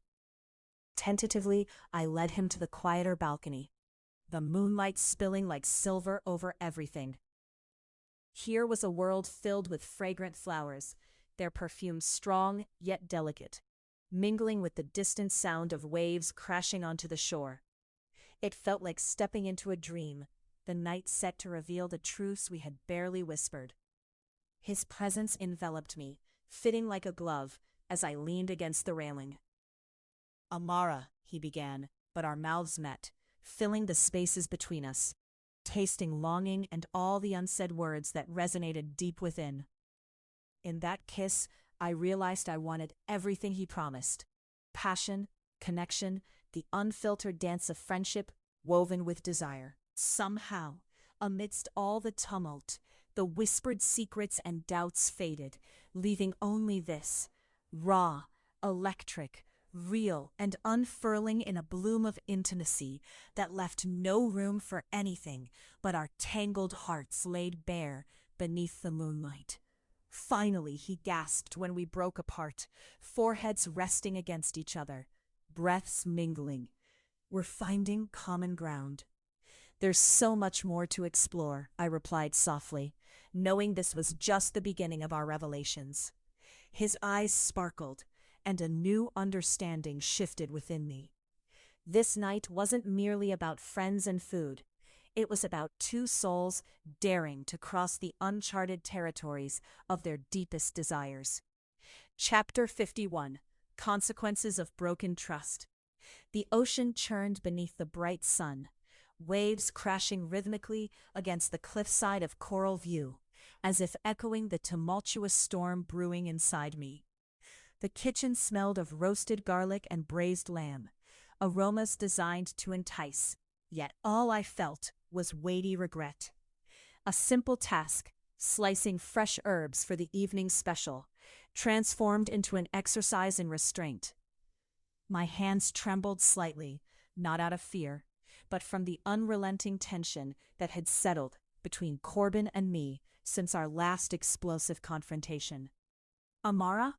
Corbin's voice cut through the space, smooth, yet edged with an undercurrent of something unnameable. He leaned against the doorframe, arms crossed, the brilliant afternoon light outlining the sharp angles of his face. "You need to taste the sauce. It should be perfect, but I think it needs a touch more salt." I turned slowly, forcing my jaw to unclench. "Sure. Just a moment." My tone was cooler than intended, each word carefully chosen, layered with a tension that simmered in the room, like the sauce left bubbling on the stovetop. He stepped closer. The scent of his cologne, a warm, spiced blend, washed over me, invigorating yet intoxicating. "It's just salt, Amara." The way he said my name caused a flicker of awareness in my chest. I wanted to resist, to be fragrant and spicy, but he had a knack for calling on the softer side of me, even when I was mad. "Then why don't you taste it?" I retorted, my tone sharper than I meant. I wasn't just defensive. I felt raw and exposed, lying bare beneath the scrutiny of his gaze. "Because I want to see your reaction when I do." His smile was infuriatingly charming, that sly curve of his lips managing to elicit both desire and frustration. "Corbin, honestly," I sighed, turning back to the herbs, hoping to find solace in the ritual of cooking, a sanctuary where everything made sense. Yet his presence weighed heavily, like the rising humidity of a late summer afternoon. As I chopped, I could feel his gaze still on me. I swallowed hard, briefly wishing I could sink into the droning murmur of the ocean below, far away from the confusion of my own heart. I steadied my breath, trying to comb through the layers of shame mingling with an inexplicable longing. Ever since I found out about his orchestrated invitation to this island, resentment had colored our relationship. "I mean it. You should taste it," he urged gently, stepping closer, his voice dropping to an intimate whisper that reverberated through the room. "Just as I want to taste the chance we're missing here." Before I could reply, Callie, our ebullient sous chef, burst into the kitchen. You two lovebirds still on about salt? Hasn't anything changed since our last late-night discussion? She flashed a mischievous grin, her teasing tone acting as a welcome reprieve from Corbin's persistent gaze. I glanced at Corbin, who rolled his eyes good-naturedly, but couldn't hide the twitching corners of his mouth. You know, Callie, if I wanted unsolicited relationship advice, I would have asked for it. You'd be a fool not to take it. She winked, bustling past us like a whirlwind. Besides, the customers are itching for that lamb dish, and I suspect they might even want a side of drama served with it.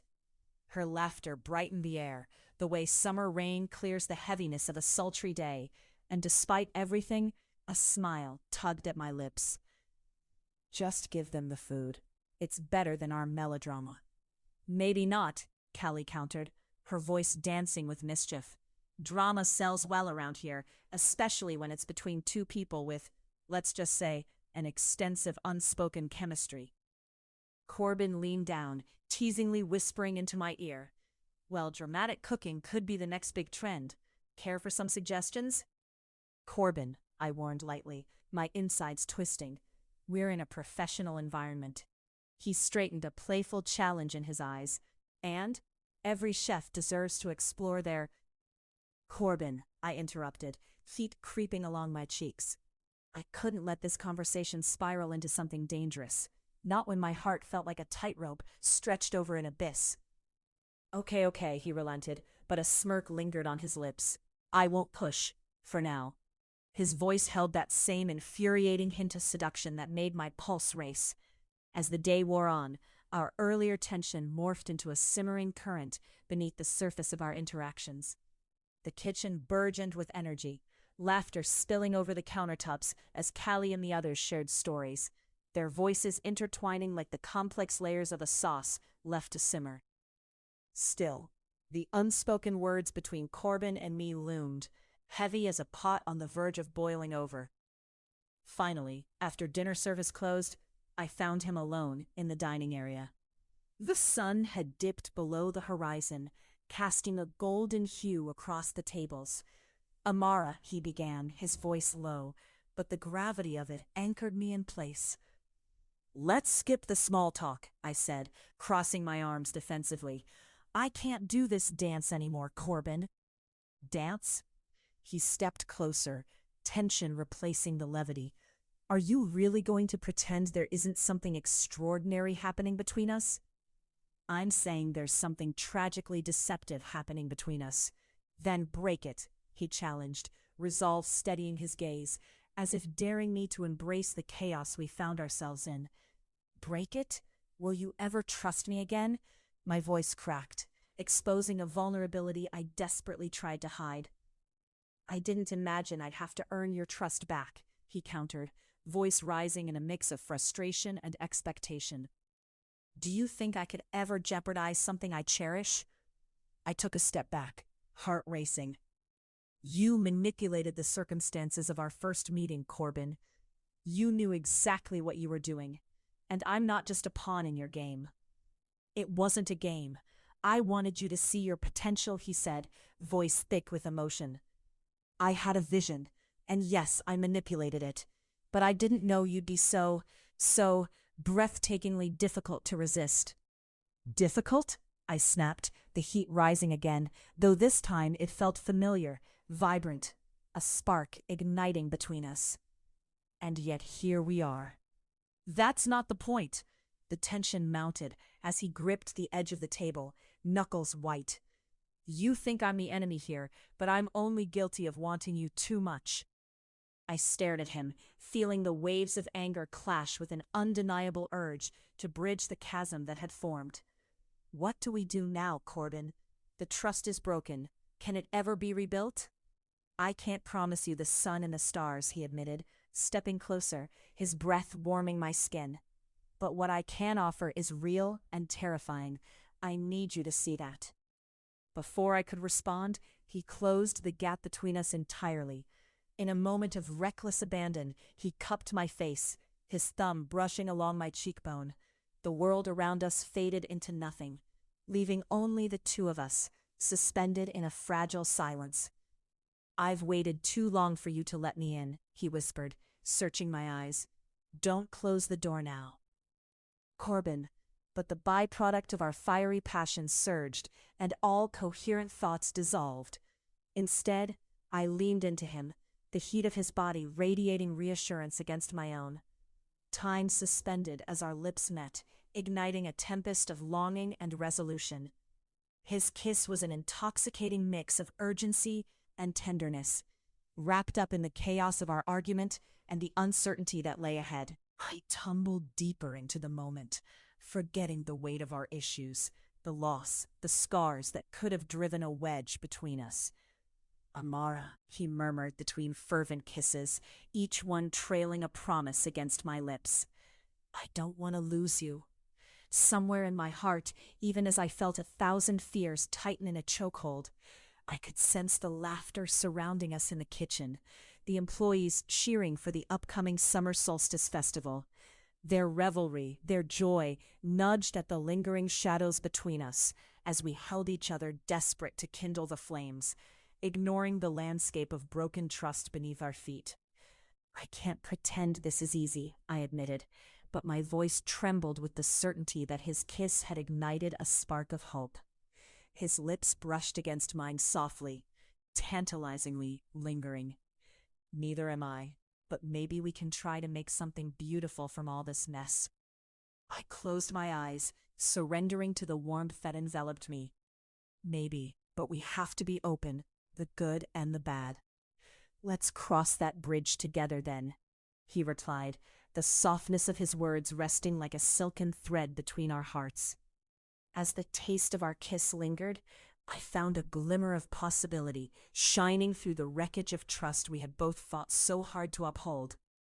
With every passing second, I could only hope we would find our way back from this brink, where love and honesty could mend the fractures of our once cherished connection. Chapter 52. Back to the kitchen. "Did you really have to use truffle oil in everything?" Corbin's incredulous tone echoed through the airy kitchen, his handsome brow furrowed in mock horror. The teal tiles gracing the walls glistened under the studio lights, catching every splash of vibrant color from the ingredients scattered across the marble countertop. "I'm a chef, Corbin. If I can't showcase a little flair, what's the point?" I shot back, my hands a flurry of motion as I whisked together creamy mascarpone with fresh basil, its intoxicating aroma swirling through the air like a mischievous spirit. He leaned against the doorframe, arms crossed, watching with that predatory intensity I had grown used to, but that didn't mean it didn't send a thrill down my spine. "Flair?" Corbin raised an eyebrow, the very picture of amused skepticism. "Amara, a touch of flair is one thing, but I think you just reincarnated a small Italian village with all this." "Good, because I'm aiming for a culinary renaissance," I declared, chuckling softly. He shook his head, amusement dancing in his dark eyes, but I noticed a shadow flit across his brow, a reminder of the storm swirling beneath his polished exterior. Just then, the heavy silence of the kitchen was punctuated by the vibrant chime of my phone, eagerly vibrating against the countertop. I snatched it up, mid-whisk, and my heart raced at the sight of Sasha's name illuminating the screen. A welcome disruption. "It's Sasha, give me a second," I said, excusing myself as I retreated into the pantry for privacy. "Hey, I'm knee-deep in a culinary catastrophe over here." Sasha's voice effervesced through the receiver. "Adrian tried to make coq au vin, and let's just say it's a hot mess 5-alarm fire. Can you come supervise before any real kitchen tragedies happen?" "Does he realize this isn't Chopped?" I teased, unable to suppress my laughter. "I'll be there in a bit. Just need to finish up here." "Right, finish being the operative word. Is Corbin standing by?" "Are you wearing that apron? You know he loves when you wear—" "Sasha, down girl," I interrupted, cheeks warming. "I'll call you when I get there." I ended the call, rolling my eyes, but secretly enjoying the thrill of the teasing. When I turned back to Corbin, he was standing straighter, arms unfolding as that protective spark intensified in his gaze. "Everything okay?" he asked, his voice suddenly low and serious. The warmth of familiarity mixed with an undercurrent of something unresolved hung in the air, thick and palpable. "Yes, everything is fine," I assured him, stuffing my phone down deep in the pocket of my apron. Just Sasha needing my magic touch in her kitchen disaster. Corbin moved closer, the space between us shrinking like a tide pulling ever nearer. "Are you sure that's all it is?" His dark eyes narrowed ever so slightly, and I could practically hear the gears in his mind turning. Jealousy? Or protectiveness? Maybe both. I shrugged, feigning indifference even as tension crackled around us. "You're the one who said culinary authenticity requires constant risk. But it seems harder to risk anything these days, don't you think?" "Amara." He stepped forward, his voice dropping to a whisper that slid beneath my skin and ignited fires the way sage ignites a good steak. "You know I trust you. It's just," he faltered, searching for the right words, the flicker of vulnerability in his eyes, churning something inexplicable within me. "Just what?" I pressed, crossing my arms as I tried to remain composed. "Are you worried I'll embarrass you?" "Quite the opposite. It's your passion I worry for," he replied, the honesty behind his words cutting deeper than any knife I held. "You pour your soul into your work, but how do I know what remains for you when the dishes are done?" A simmering silence thickened between us as I processed his question. Interesting way to analyze my cooking. I broke my gaze, fiddling with the edge of my apron. "Honestly, some days I don't know what's left." "Let's rediscover it together then," he suggested, a mischievous grin breaking through his serious demeanor. The distraction lightened the air, and I couldn't help but smile back. The idea of cooking together felt thrilling. "Oh, you want to cook? Play my sous chef, do you?" I challenged with mock incredulity. "Or is that just your plan to whip up my secret ingredient for culinary sabotage?" A soft laugh escaped him, shaking off the heaviness of our conversation. "I may even surprise you. Trust me." There it was again, that unyielding trust that flowed between us, warming the unsaid feelings simmering beneath the surface. Sighing softly, I turned back to my ingredients, regrouping my scattered bots. "All right, let's do it. But if you ruin my dishes—" "Never. Let's work with this instead," he interrupted, reaching for a knife. "What's on the itinerary, chef?" I grinned, grabbing the heirloom tomatoes I had been eyeing. "We're starting with a classic caprese salad, but jazzing it up a bit. Toss in some juicy peaches for fun, maybe a balsamic reduction." "Peaches and tomatoes?" Corbin wrinkled his nose. "Trust me, Corbin. Watch and learn." I turned to him, our bodies inches apart, as we both found our rhythm in the delicate dance of kitchen choreography. As we traded roles, banter bounced back and forth, stitching us together like the rich aromas wafting from our efforts.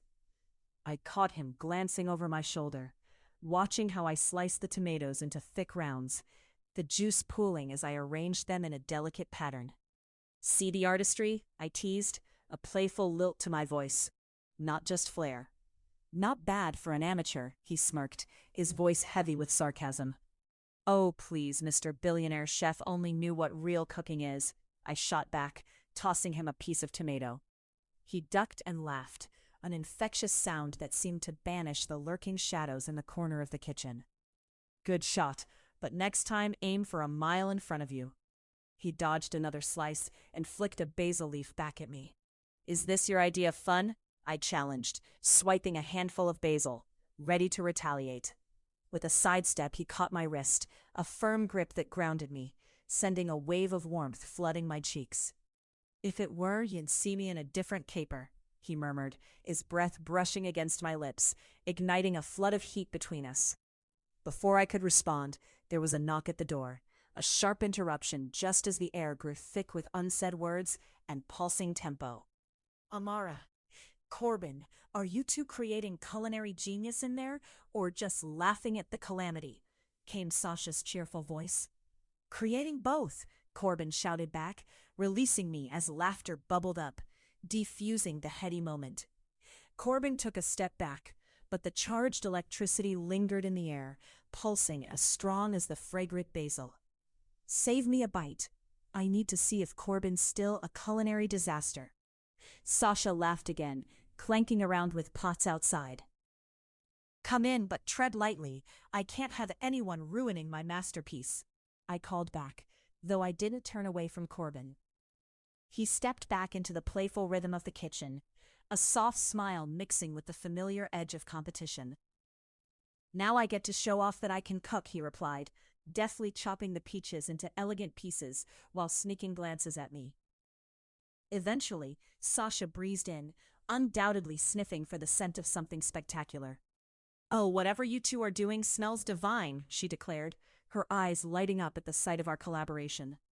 Amara's innovative brilliance, Corbin chimed in, infusing his tone with pride. Sure, but don't forget to give our resident billionaire some credit. He's not just earning money, you should see his technique. I laughed, nudging Corbin with my elbow. Sasha paced around the kitchen, hands on her hips. If the two of you lovebirds aren't careful, I may just steal that recipe for the next dinner party, she teased.